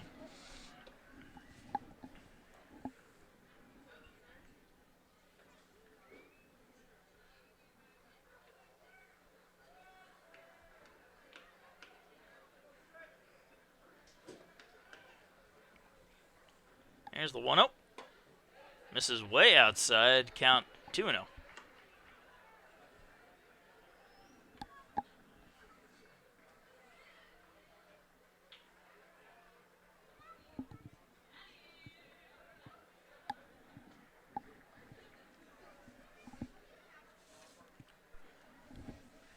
Two-0 to Kirk. Outside, count 3-0. Like you were saying, Riley maybe having a little bit of trouble with his command. He's certainly thrown a lot more pitches outside the strike zone in these last couple innings. Yeah, this first 2 innings, I mean, he couldn't miss. He was hitting his spots beautifully. Looked like he had everything down exactly the way he wanted it to. And then, what was that, in the 3rd inning, things just kind of got away from him, and now he's got 2 on. As a walk is drawn there, Padilla unable to come with the ball. And, usually a lot of times in those 3-0 counts, you get a fastball right down the middle. In this case, it was a fastball high and inside. I don't know what may be going on out there, but so far he's doing okay. It hasn't come back to really bite him yet. It's 8-1 lead for his Pacers. But now he's got runners on first and second with nobody out. And J.J. Sardi coming up.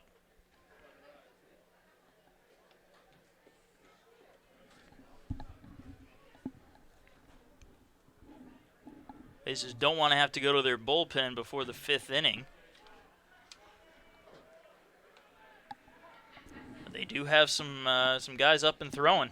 Yeah, they do have some bodies up there, but certainly Riley, you would expect, wants to get the win here, so he's got to make it out of this inning. That pitch misses for ball one. 5 straight balls thrown by Riley.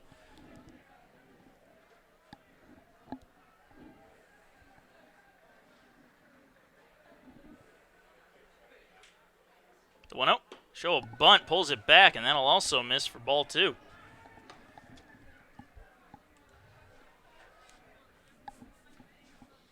Now, I'm not sure what's going on for Riley here, if it's command or if he's just got no confidence right now, but I mean, he looks like a completely different pitcher from the one you saw in those first 2 innings.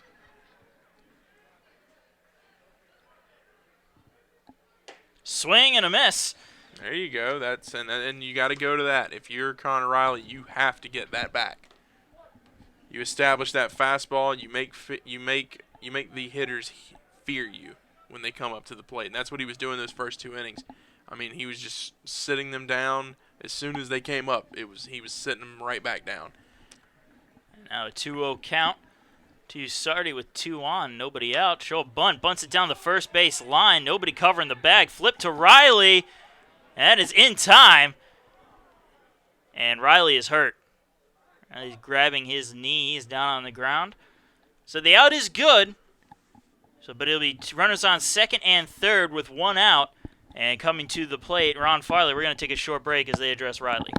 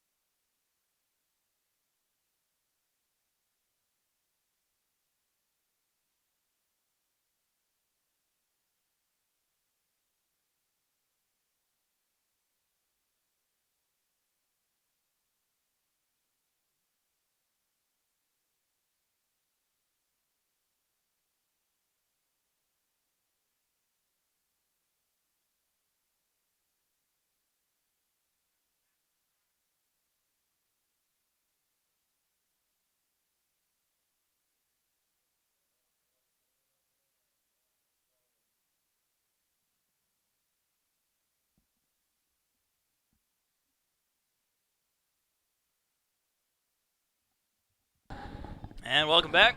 Connor Riley has been relieved of his duties after going 4 1/3. William Ard, the relief man. Ard, the freshman, we've seen him a couple times this season with varying degrees of success. Pitched really well in that opening day game. Then he pitched again on Sunday of that weekend. Struggled a little bit in that game, gave up a few walks. So we'll see how he does here. And he inherits runners on 2nd and 3rd with 1 out. And a swing and a miss there. Evens the count to 1-1 on Ron Farley, who's 0 for 2 today.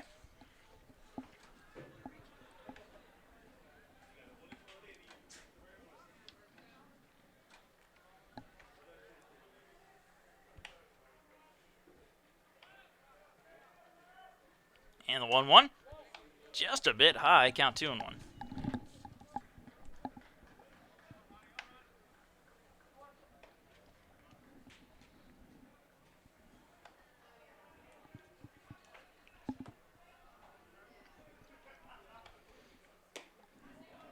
And high and inside, count 3-1.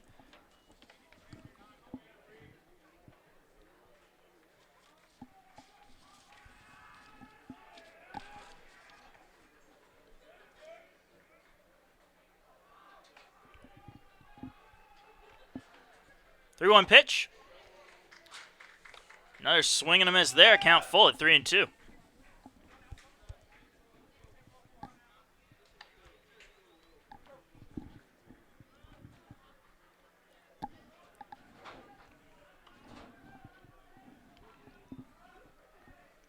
And the 3-2 pitch in the dirt well before the plate, and the bases are loaded for Ard with only 1 out. The first baseman, number 35, Mike Brown. I'll bring up Mike Brown, 0 for 1. Got hit by a pitch and managed to score.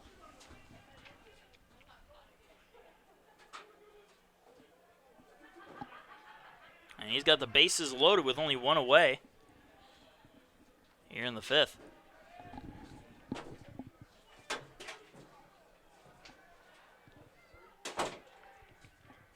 Swing and a miss on the first pitch for strike 1. Nice pitch there for Ard.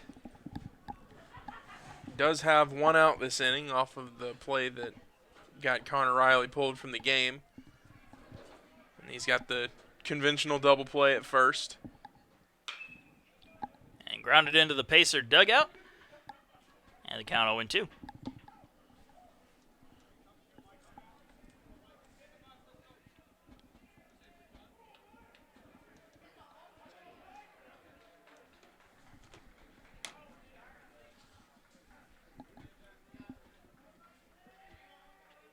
And the 0-2. Lined, foul down the third base side. He got a hold of it. Just couldn't quite keep it down the line. Had that been straight, it would have been trouble and possibly bases clearing. Yeah, that one looked like it was going to roll to the wall if it had stayed fair. But Ard with another chance here. That's a line drive into center field. Bonilla having to run back for it. He jumps and makes the catch in center field. That will score a run, but only 1 run as Jose Bonilla reaches up and makes the snag for the second out. What a beautiful catch by Jose Bonilla. He looked like he ice cream coned that one. I can't believe he even managed to keep that in his webbing, but he did. That was an excellent job. It looks like he misread the ball. That's why he had to hustle and try to get that, but he did in the end. That shows he has speed. Yeah, he broke in on that one and then quickly realized, oh, wait, no, that one's going over my head. Turned around, got back in time just barely to make the play. A run does score on that, however, so it's runners on first and second with 2 down, and a first pitch strike to Chase Hoffman. Hoffman 1 for 2 today with a single and a strikeout. Score now 8-2 after the sac fly. A's are still with a comfortable lead, although I assume they would rather not see it start to dwindle.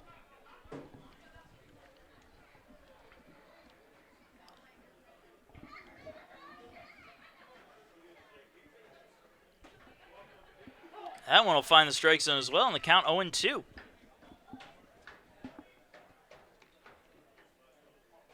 No balls, 2 strikes, 2 outs, 2 on here for Chase Hoffman. Here in the top of the 5th inning. Ard loses his hat again. May have to go with a smaller size.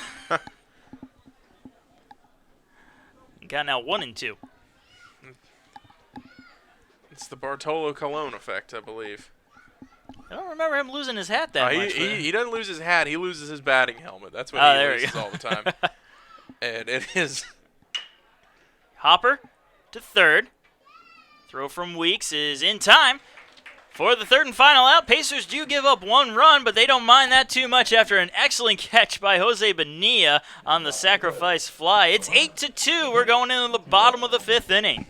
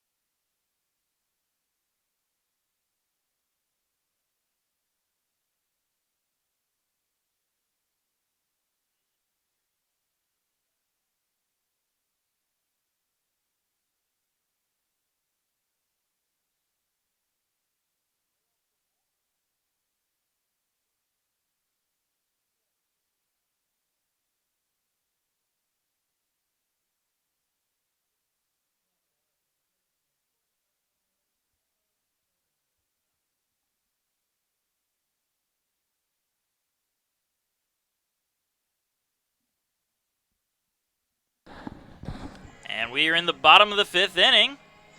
The Rams will go to their bullpen and pull out Brandon Hovell, a submariner. should be interesting to see here for the Pacers. Faces off against Tyler Ammerman. 0 for 1 with a walk and a run scored. First pitch misses outside for ball 1.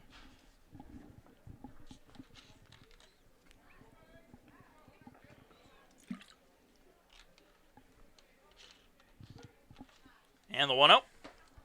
Right down the pipe for strike 1.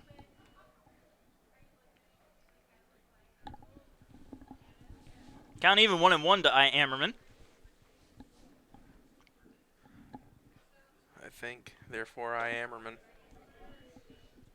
We're never using that again. Inside, 2-1 the count. Are we not? No. I'm a wild dog. I'm a wild card. You can't predict what I'm going to do. I will go to Brent and I will tell him no. And he will agree with me. I've made enough bad puns already to know that. 2-1 pitch. Outside corner evens the count at 2-2.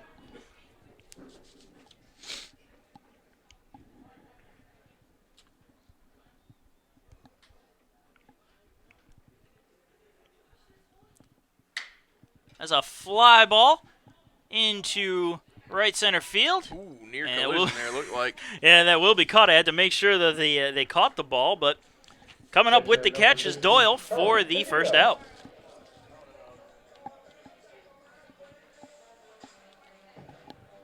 That brings up Charlie Padilla.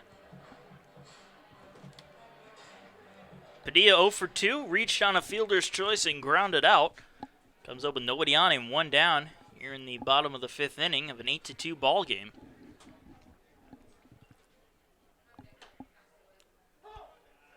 I'll be in there for a call strike 1.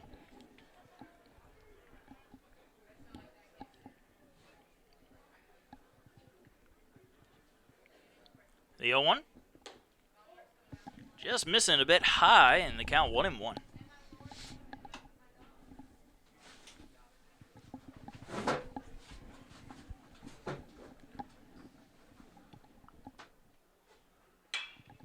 That is line just foul down the first base side.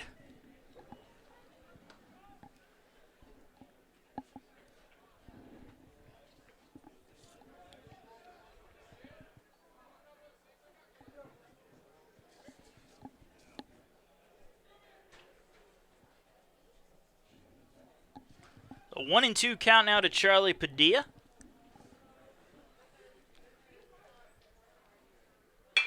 And he'll ground this one to second. Throw to first from Carney is in time for the second out. The second baseman, number 11, Skyler Mercado. That brings up Skyler Mercado, the number 9 man.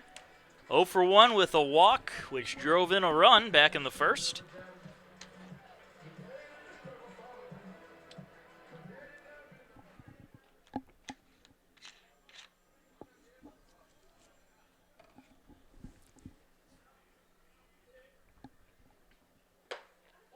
This is outside, ball 1.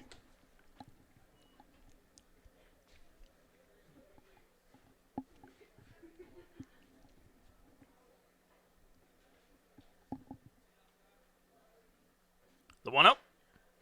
Also outside. Mercado thought about it for half a second and laid off. And the count 2-0.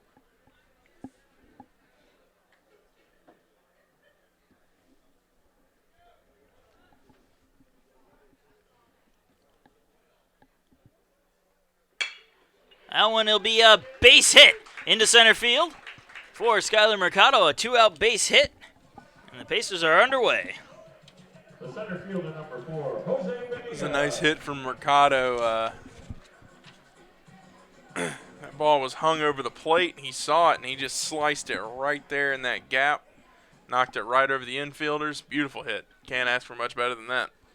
And with 2 outs and a runner on first, Jose Bonilla to the plate. 1 for 2 today with a single of an RBI and a run scored. Also been hit by a pitch. And the first pitch is inside for ball 1.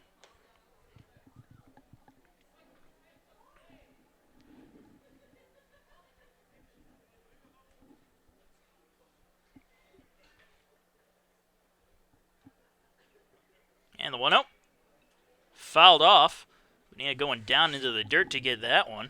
Anytime you got to drop to your knee to fish for one, you know it's probably not one you should have swung on. And he looked like he was a bit disgusted at himself after that, but it'll be a strike anyway, and an even count of 1-1.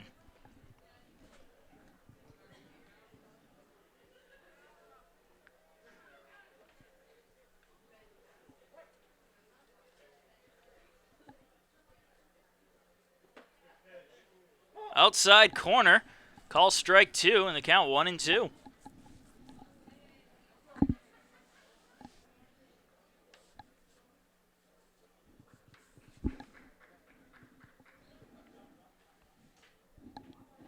A pitch from Hovell. Fly ball into center field. And that one will be caught by Sardi for the third and final out. So the Pacers will leave one stranded and are unable to score a run as we go into the top of the 6th inning. 8-2, still your score.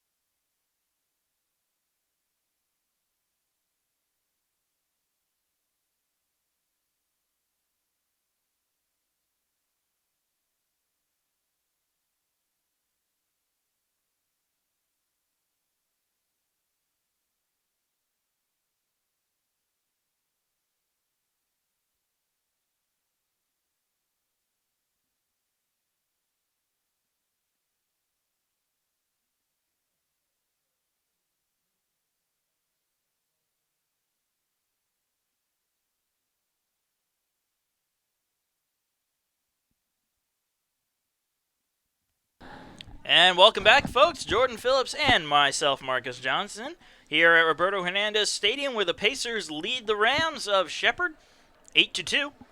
Leading things off for the Rams, the DH Daniel Helene, who was 1 for 2 with a double and a strikeout.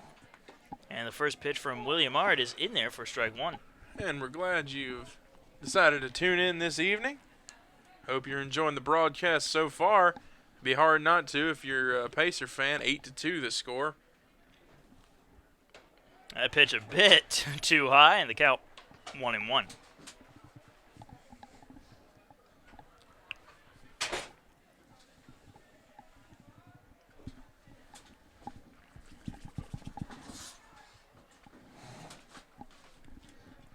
And the 1-1 pitch. Check swing successful, and the count 2-1.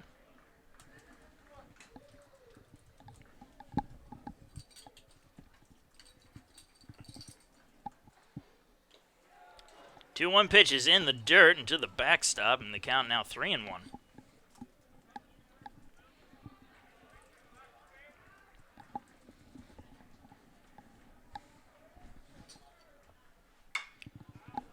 Foul out of play, and the count full.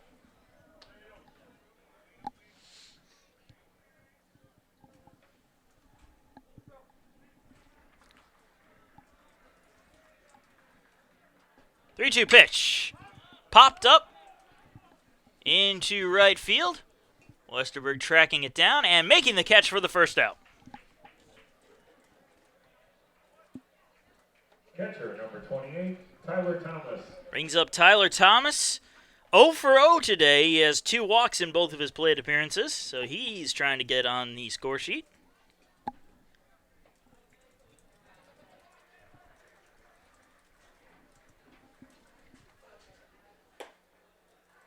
And the first pitch just missing outside for ball 1.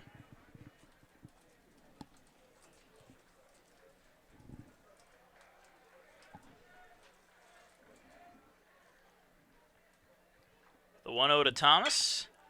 Hopper foul.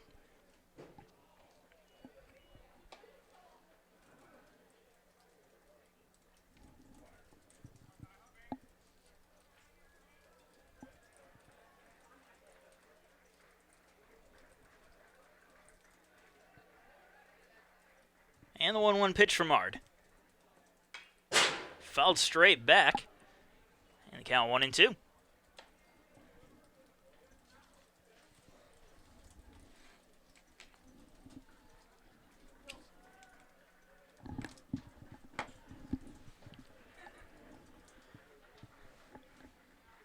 There's the 1-2 pitch. Inside part of the plate, and down looking goes Thomas for the second out. Ard with two easy outs here so far. No runners yet. We'll see if he can continue that. That will bring up Brenton Doyle. And he'll take a first pitch strike. Doyle 0 for 2 today with a strikeout of his own.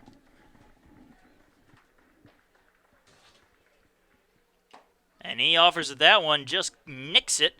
Doesn't matter, it's strike 2 anyway.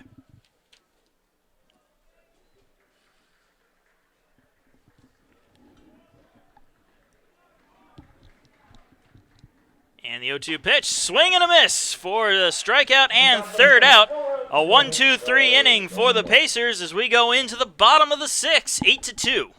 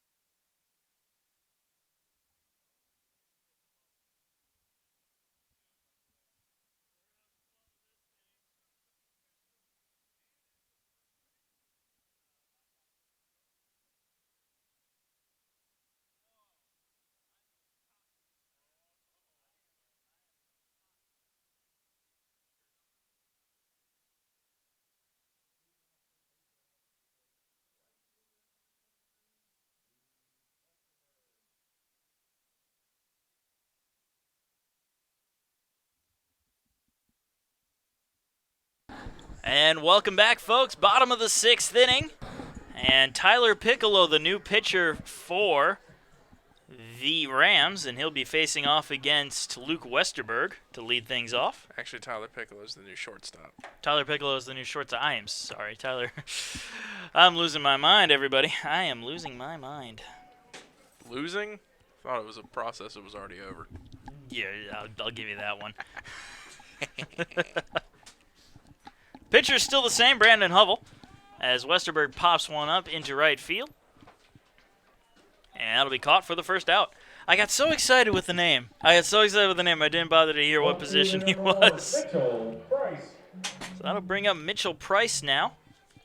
So not a lot of people may know this. Marcus has a fascination with... No, it's an obsession. It's an obsession. He has an obsession with instruments that are played using a reed. Oh, yes, indeed. Even though I played the trumpet back in the day.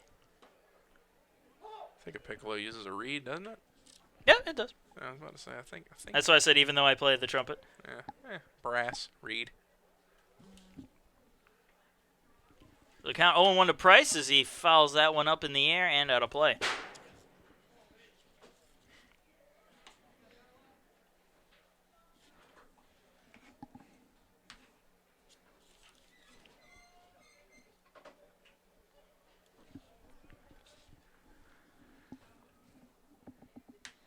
And the 0-2 pitch, just missing outside. Price wanted to go after it, but he wisely laid off.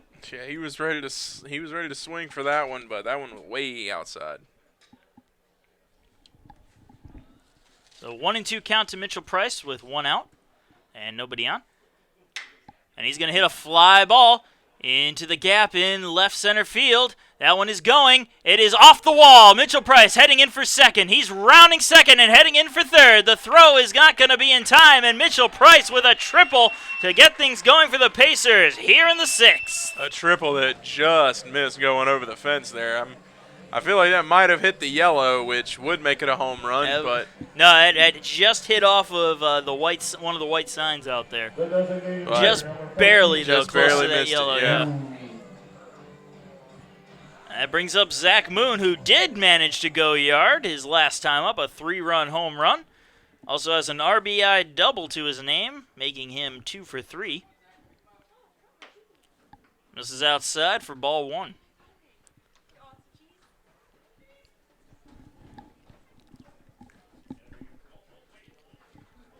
So runner on third base for Moon with one down. That one missing as well. Count 2-0.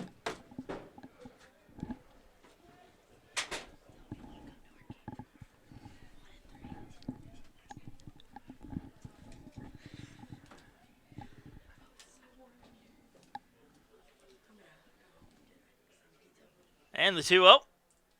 This is inside to Moon. Count 3-0.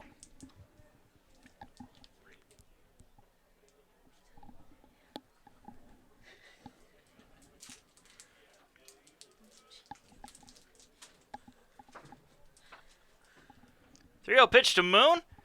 High and inside, and Moon walks on 4 straight pitches. I'll bring up John Banks, 0 for 1 today with a couple of walks and a run scored. And as I say that, I see we're going to have a pinch hitter. It'll be Brian Pereira coming in to pinch hit for John Banks, the usual Pacer first baseman. Now batting for the Pacers, number 32, Brian Pereira. Yep, and Pereira will likely take over defensive duties at first base as well. Safe assumption. Safe assumption. Playing it close to the chest today. The Pereira have runners on the corners with one out here in the bottom of the 6th inning. And he hits a fly ball into left field. And that will be caught. Runner will tag. Price tags and heads for home, and he will make it safely without a throw. So it'll be a sac fly for Brian Pereira. So he immediately gets on the score sheet and makes it a 9-2 ball game.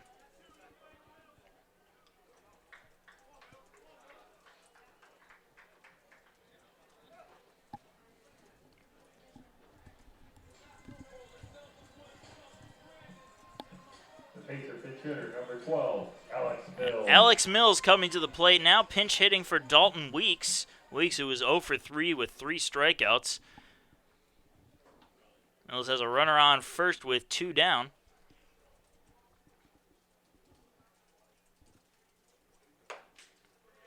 First pitch high for ball 1. Almost looked like they were trying to do a pitch out to see if Moon was going, but I don't think Zach Moon's running anytime soon. 4 stolen bases in his career. And all of them came in the year 2015. All of them. Not some of them, but all 4 of them came 3 years ago. Was Or it 2 years ago. Yeah, 2 years. I was about to Excuse say. me. 3 years, huh? 2 years ago, excuse me, but same difference, am I right? So 2-0 count now to Alex Mills. And there's a call strike 1, 2-1. And we've got the camera lighting adjusted.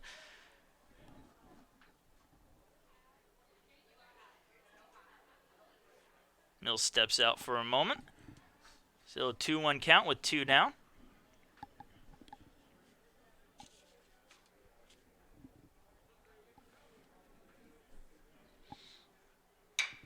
And he'll pop that one up. Edge of the outfield.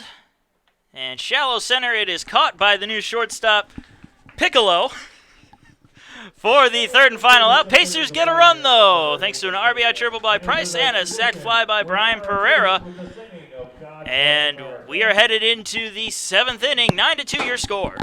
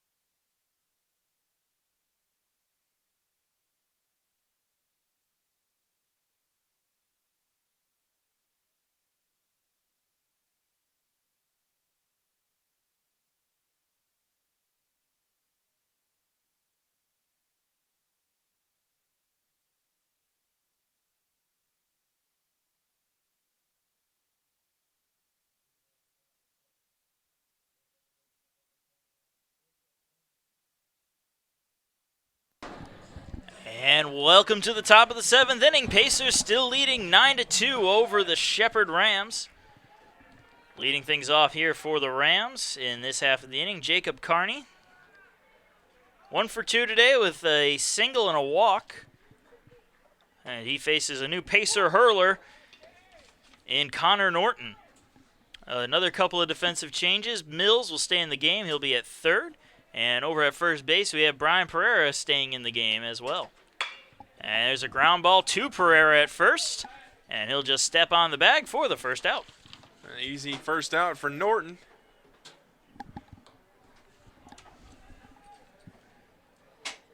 The shortstop, number 17, Tyler Piccolo. And that will bring up Tyler Piccolo.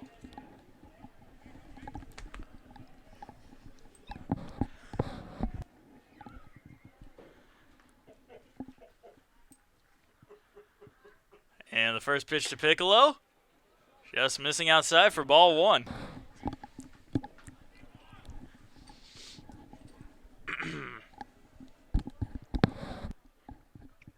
And the 1-0. Grounder to short. Picked up the long throw, the scoop by Pereira, and he got it. An excellent scoop by Brian Pereira to get the out at first base and save a possible error on Ammerman. And that'll be 2 away. Number 2, J.J. Sardi. And that will bring up J.J. Sardi, 0 for 3 today. He has nobody on and 2 outs.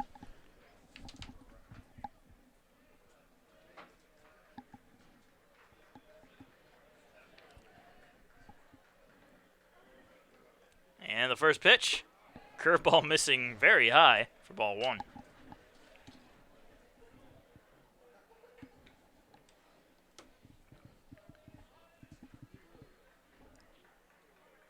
The 1-0.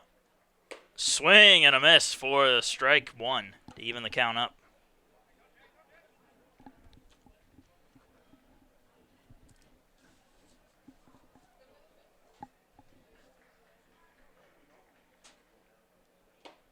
Foul tipped into the glove of Padilla, and the count 1-2.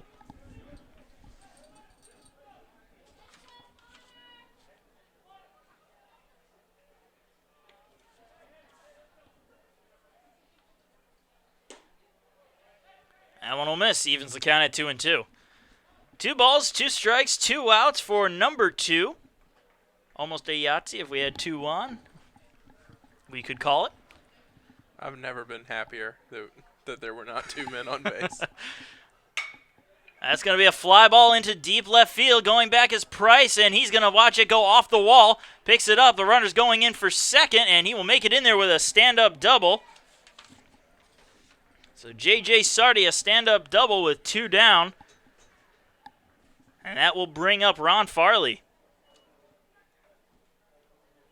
The left fielder, number 9, Ron Farley. Farley 0 for 2 today with a walk. Now he's got a runner in scoring position.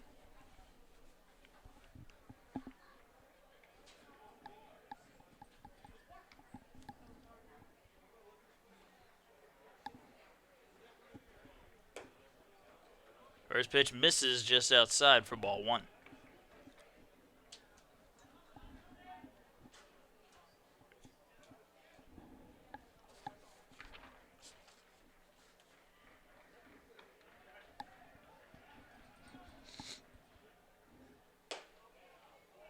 In there for a call strike, and the count 1-1.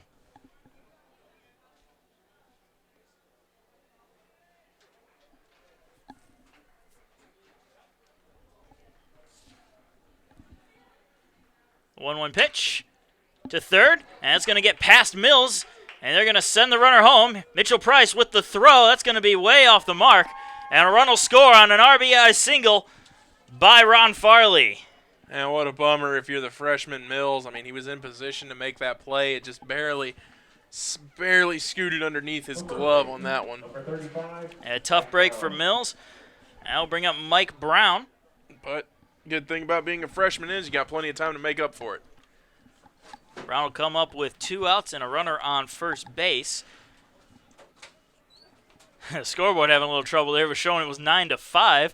So apparently that run now counts for 3. The 4-3. Steph Curry from the Steph Curry single. Steph Curry's, I like that a lot. Not many people know about it. It's a super secret play you can only get if you. If you're trailing 9-2, You hit the Steph Curry single on him one time, and suddenly it's a whole new ball game. Anyway, the score actually is 9-3 and an 0-1 count.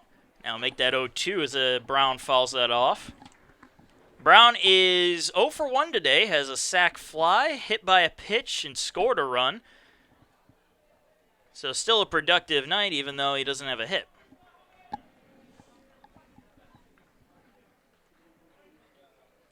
And the 0-2 in the dirt, count 1-2.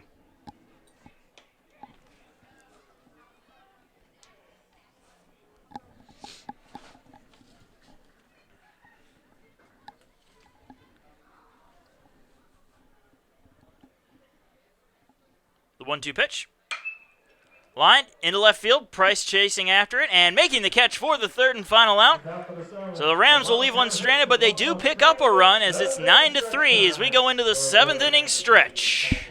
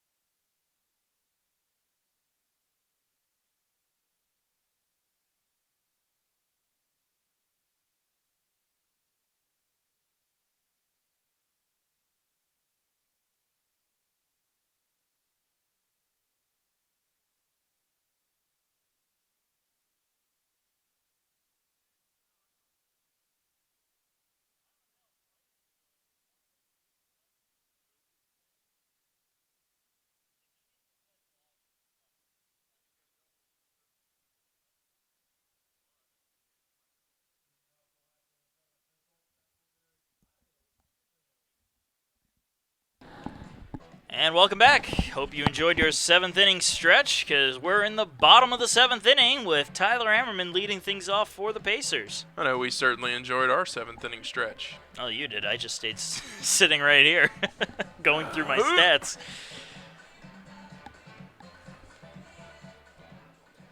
Listen, I'm a big guy. I'm cramped up in this booth. I gotta move around a little bit. It's not that cramped in here. I'm 6'3", man. I'm a big dude. New pitcher for the Rams, Ryan Potts, comes into the game. And Hammerman falls off the first pitch he sees for strike 1. Hammerman 0 for 2 with a walk and a run scored. And the 0-1. That'll find the strike zone, count 0-2.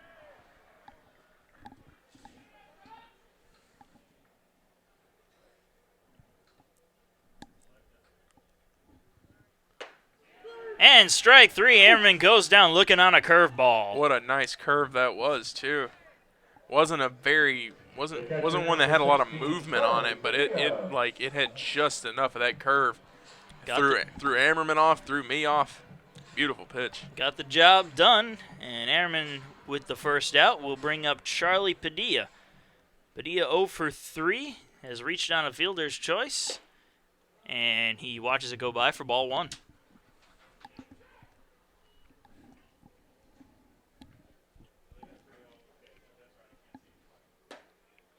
That one also a bit low, and the count 2-0.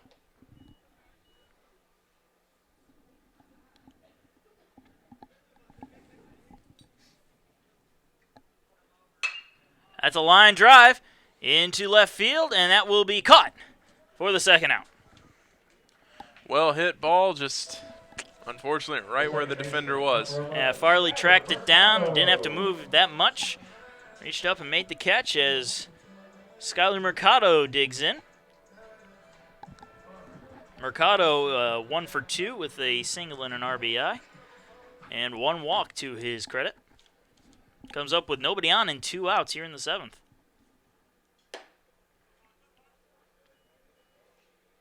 So a 1-0 count now to Skyler Mercado after the first pitch missed.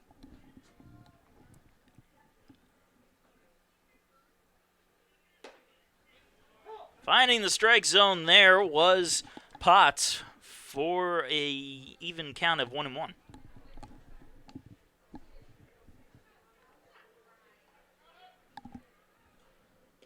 In the dirt, and the count 2-1.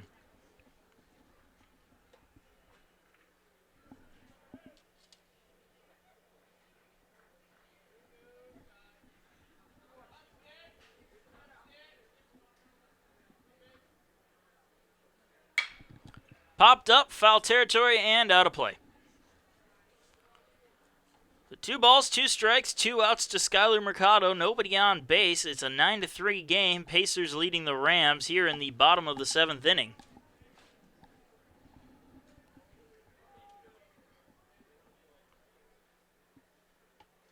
And a swing and a miss by Mercado, and he goes down for the 3rd and final out.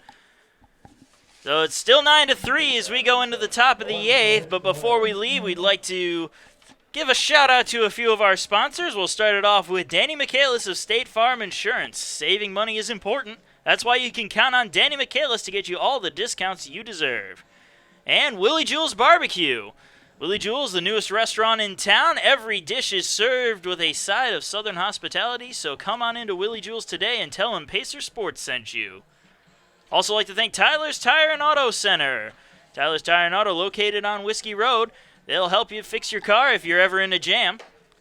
And Quality Inn and Suites, located not too far from the campus of USC Aiken. Stop on in there if you're a visiting team and get a good night's rest before you head back out onto the road. And last but not least, the South Carolina Education Lottery. Remember, when you play the South Carolina Education Lottery, you're not only taking a chance, but you're giving a chance. And with that, we'll take a break and be back for the top of the 8th inning.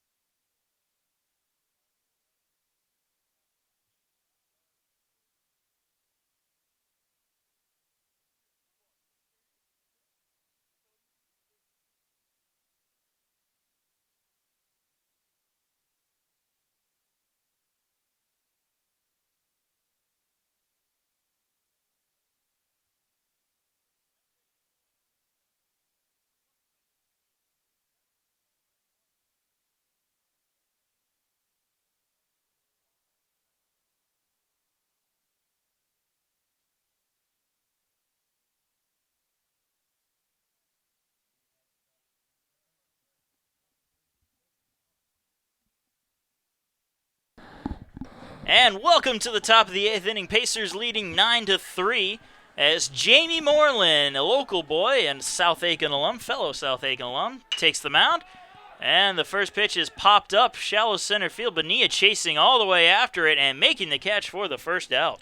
Yeah, Moreland, a fellow graduate of the 2K13 class from South Aiken High School. I feel sorry for both of you. Yeah, we were I'm 2011, so I can say that. Eh. Went off to USC Sumter for his first 3 years. But now he's back here in Aiken, finished up his senior season. And a 1-0 count now to Daniel Helene. 1 for 3 today with a double. And he pops that one foul and evens the count at 1-1. Oh, excuse me, Jim Moreland's a junior.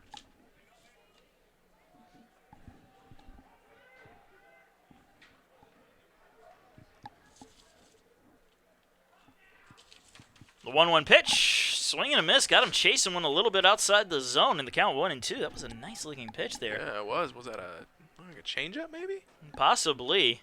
Hard nice to tell from this angle, but it definitely wasn't a fastball. No, it not had at some the- good movement on it, whatever it was. just missing outside. Jamie Moreland trying to get him to chase again.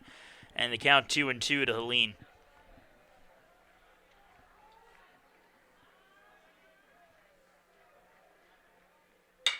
Grounder, the third. Mills unable to come up with it. And he'll just hold on to the ball there. That'll be an error on Alex Mills. Tough break for the new kid. His woes at third continue here. That's 2 errors on him so far today. I don't know if that first one was scored as an error. That was not a that was just a tough break for him. Yeah, it was just a tough break, but that one was definitely an error on Mills. So 1 on and 1 out for Tyler Thomas.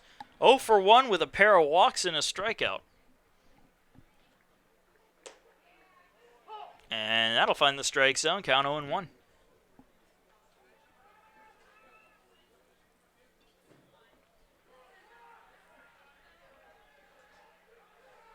The 0-1. Tried to check his swing, and he's going to foul that one off, possibly off of his fingertip as well. And as the temperature drops, that's going to sting even more. Goodness gracious, that can't feel good.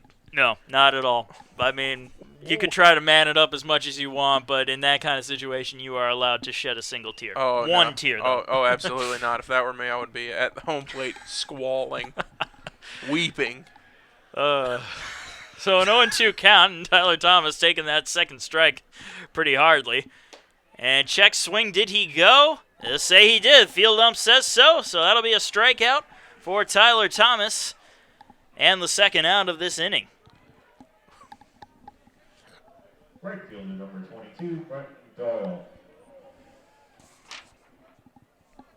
That brings up Brenton Doyle. 0 for 3 today. First pitch missing low and outside for ball 1.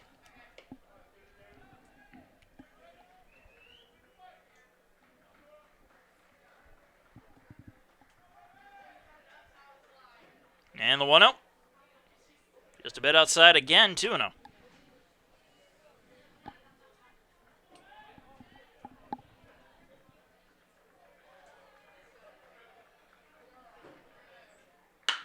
Grounded right back to Moreland, who snags it with his glove, runs it over to first, and tosses it to Pereira for the third and final out. Woo, what a glove. Nice play by Moreland. Yeah, he just had to stick his glove out and pick it right out of midair, like on the hop. Quick reflexes there on that comebacker. Nice play by Moreland. So the score remains 9-3 as the Rams leave one stranded. We're going into the bottom of the 8th inning. Pacers lead it 9-3.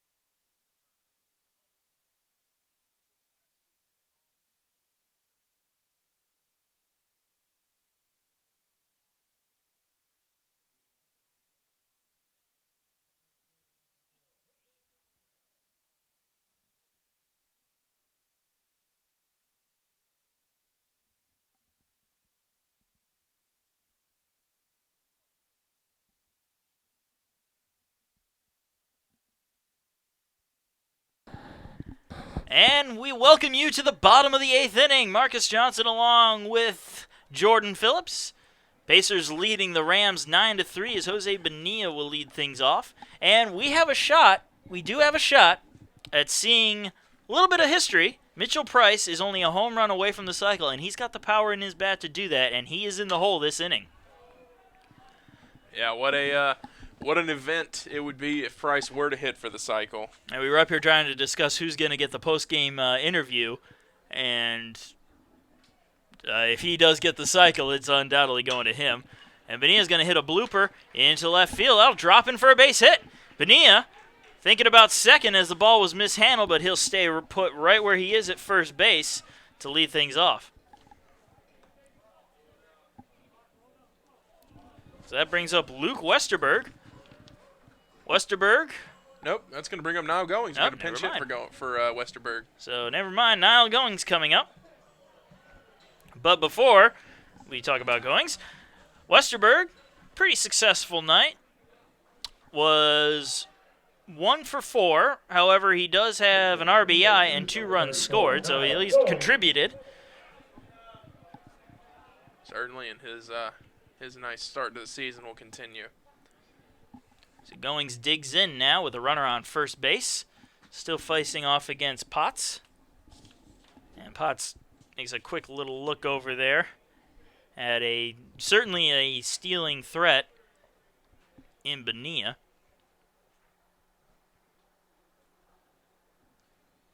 That's going to come high and inside to Goings, who gets out of the way for ball 1.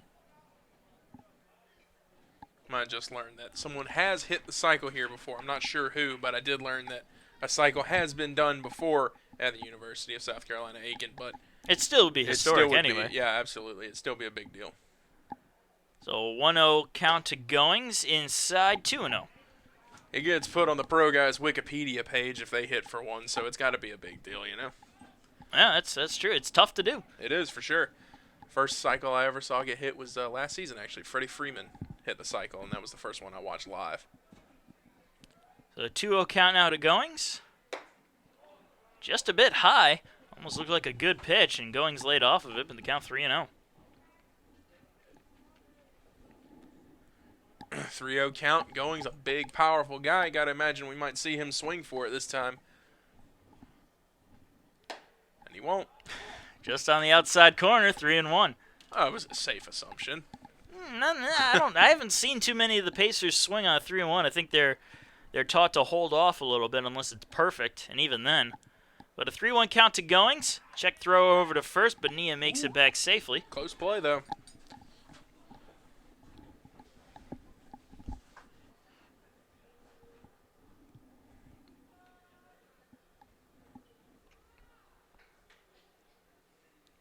And the 3-1.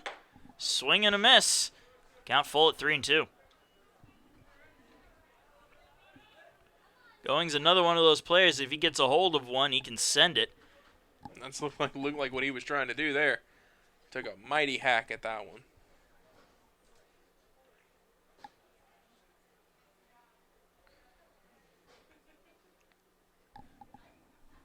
And the 3-2 from Potts.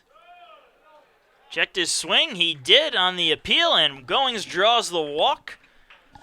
And that will bring up Mitchell Price with 2 on and nobody out. As we mentioned before, a chance to hit the cycle for Price. Did we just jinx him? Possibly. I don't think that counts as a jinx. I think that's one of those things that, you can say it. I think. I don't know. But regardless, Price, excellent night. 3 for 3 with an RBI double, 3 runs scored, and a walk. Baseball superstitions are hard to keep up with. So 2 on, nobody out for Price. First pitch misses outside for ball 1.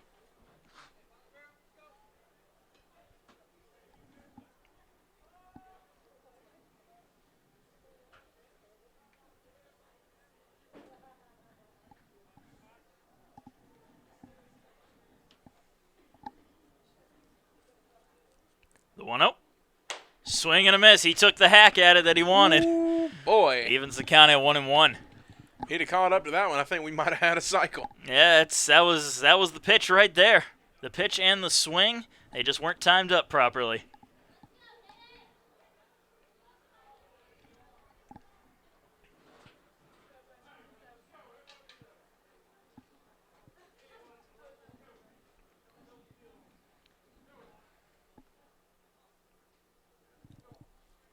And the 1-1. That's going to be a hopper to third. They'll only get the play at first. So Mitchell Price unable to get the cycle on this go-around as he grounds out to third. But that will advance the runners over a bag. So runners now on second and third for Zach Moon.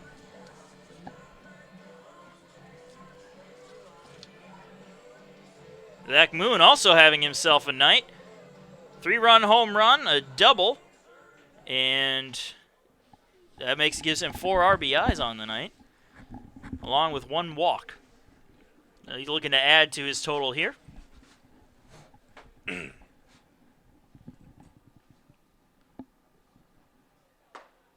Curveball falls into the strike zone in the count of 1-1. Nice pitch there by the Rams. Potts digging into his bag and pulling out a little bag of tricks. The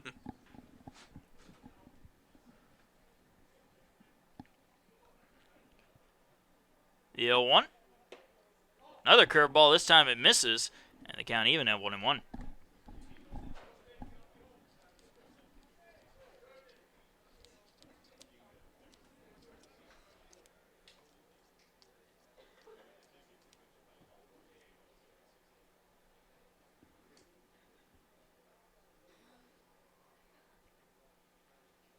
Swing and a miss. Moon going for the fences there. Boy. And the count 1-2.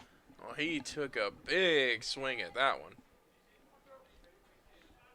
Moon trying to earn that offensive player honor, I think. I fear to think what might have happened to that baseball if he got hold of that.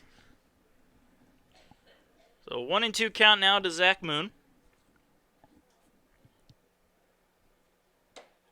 This is outside, 2-2.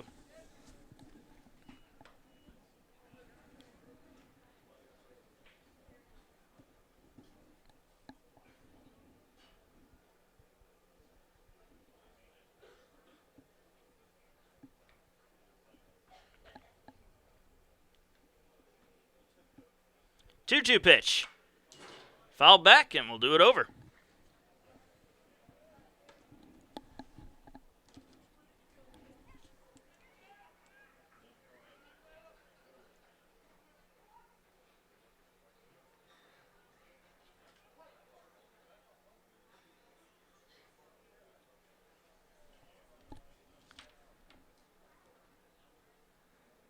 And once again, the 2-2 pitch. Swing and a miss. Moon goes down, swinging for the second out. The first baseman, number 32, Brian Pereira. That will bring up Brian Pereira. Pereira had a sac fly his last time up.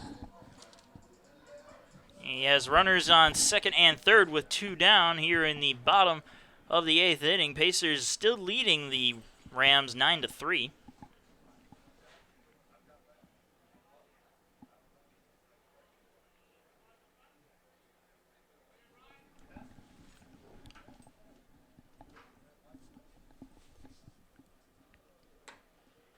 Pitch is high, gets away from Thomas. However, all the runners hold positions.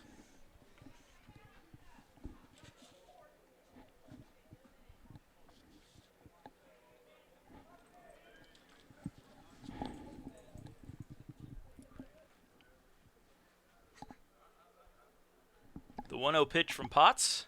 Swing and a miss. Another mighty hack from another Pacer. And that'll even the count at 1-1.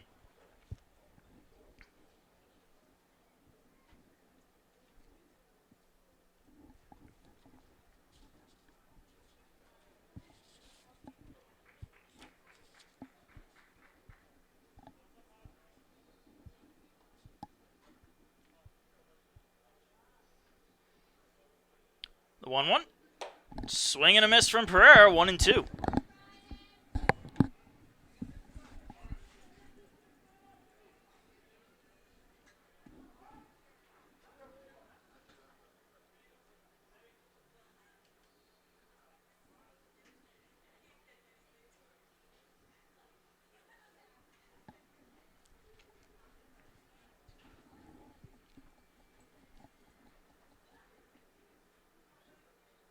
Potts deals.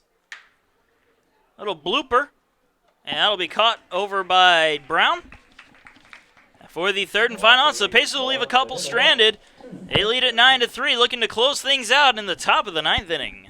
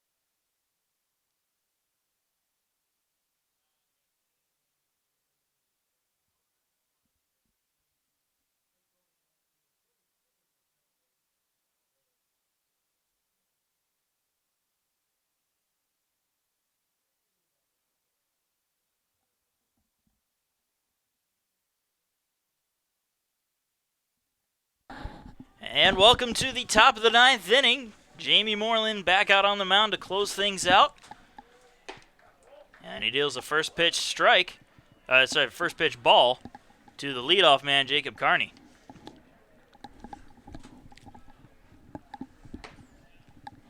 This time it's a strike and the count even 1-1.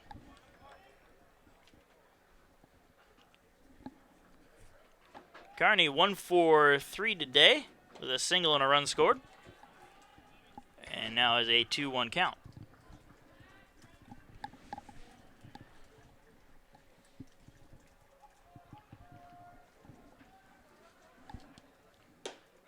Just a bit high, and it's 3-1.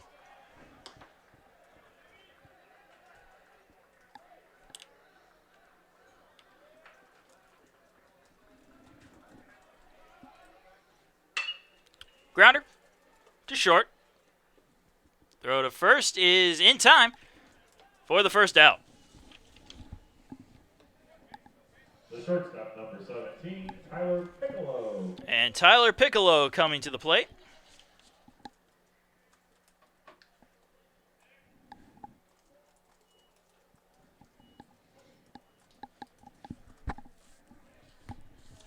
Piccolo 0 for 1 as he fouls that one off.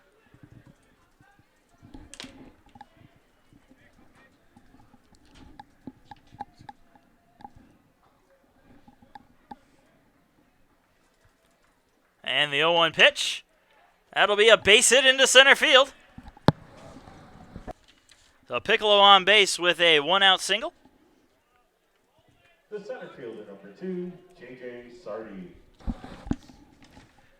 And J.J. Sardi coming to the plate now. 1 for 4 with a double and a run scored. And he has a runner on first base with only 1 out.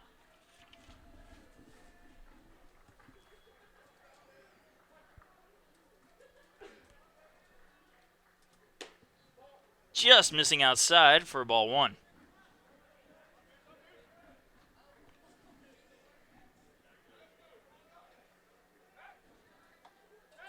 Check throw to first. Piccolo dives back safe and sound.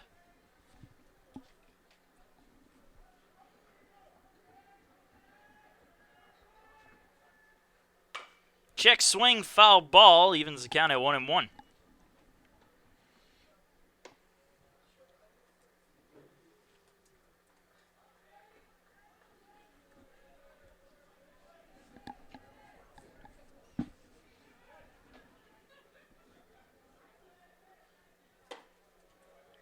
1-1 misses, and the count 2-1.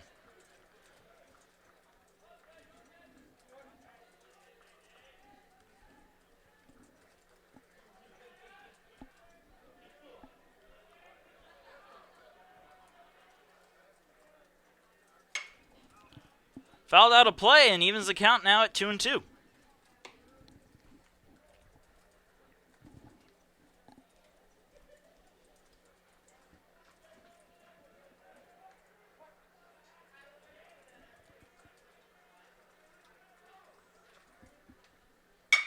Lined over the jumping Smithers at second. That's going to go almost all the way to the wall.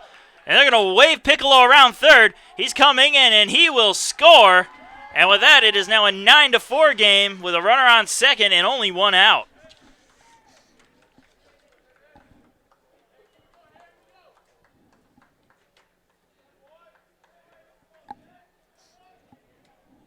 So an RBI double for Sardi keeps hopes alive for the Rams as Ron Farley digs in.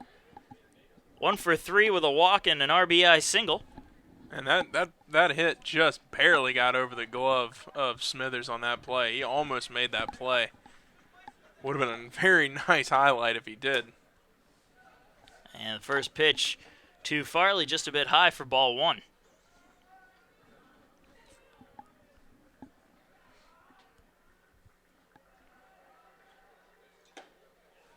A swing and a miss. And the count even at 1-1.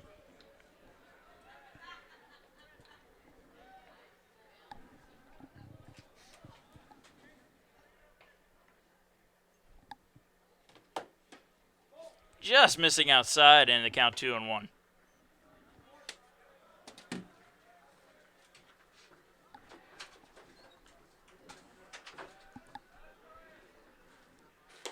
Another swing and a miss. Count 2-2.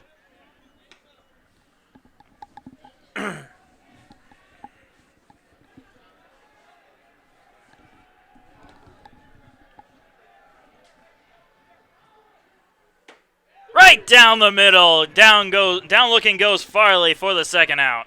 And Moreland 1 out away from closing this game out. Number 35, Mike Brown.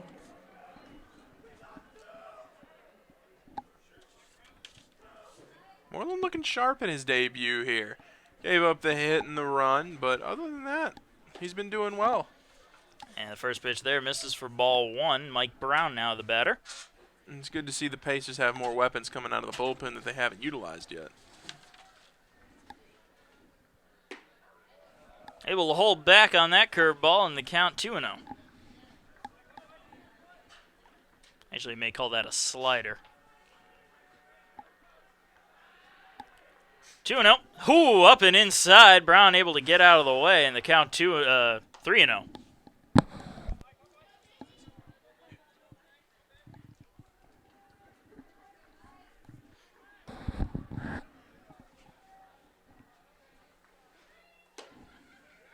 That'll be in the strike zone. Count 3-1.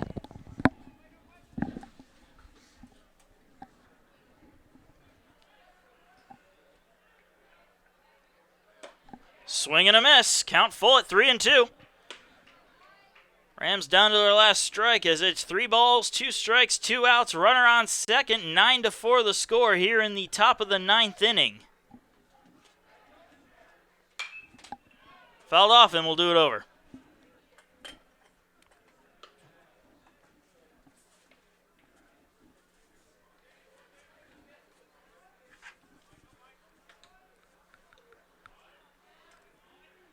Once again, the 3-2 pitch. Swing and a miss for strike 3 and the final out, and that will do it here from Roberto Hernandez Stadium. The Pacers win it 9-4 on 9 hits and 2 errors to the Rams' 7 hits and 2 errors. That was a nice game for the Pacers offensively. They started out with that big first inning, 5 runs, earned 4 more as the game went on to win 9-4. But not only that, they saw nice pitching performances from guys like William Ard and also Jamie Moreland. Connor Norton had a nice day as well. And Connor Riley had a pretty good game as well. I mean, he struggled a little bit there in the 3rd and the 4th. before he got pulled after that collision at first. But it was a good pitching performance overall for the Pacers today. They have a lot to be proud of from this game today. Yeah, we'll give out our little awards right now. Not that they really mean that much, but I'm going to say that the offensive player is a tie between Mitchell Price, who was just one home run shy of the cycle, and Zach Moon, who hit a home run for his second straight game and ended up with 4 RBIs, going 2 for 4. 2 for 4. Defensively, I'm gonna give that award to Bonilla on For that catch. from center field was awesome catch, beautiful catch, and it probably saved 2 or 3 runs. Without a doubt, it at least saved 1 run. Yeah, we can for say sure. that. Well, it gave up 1 run, but it probably would have been. It probably would have been much more had he not made that catch. So anyway, from Roberto Hernandez Stadium and USC Aiken, I'm Marcus Johnson, and for Jordan Phillips, thank you for joining us, and we hope to see you for Game 2 tomorrow. Well, I hope to see you across the field at J.H. Satcher Stadium for softball, 1 o'clock and 3 o'clock, a doubleheader against the Limestone Saints. They're splitting us up tomorrow, partner. Yeah, it happens, I guess. And we'll be back here together on Sunday, so I'll see you Sunday, my man. Indeed you will. Good night.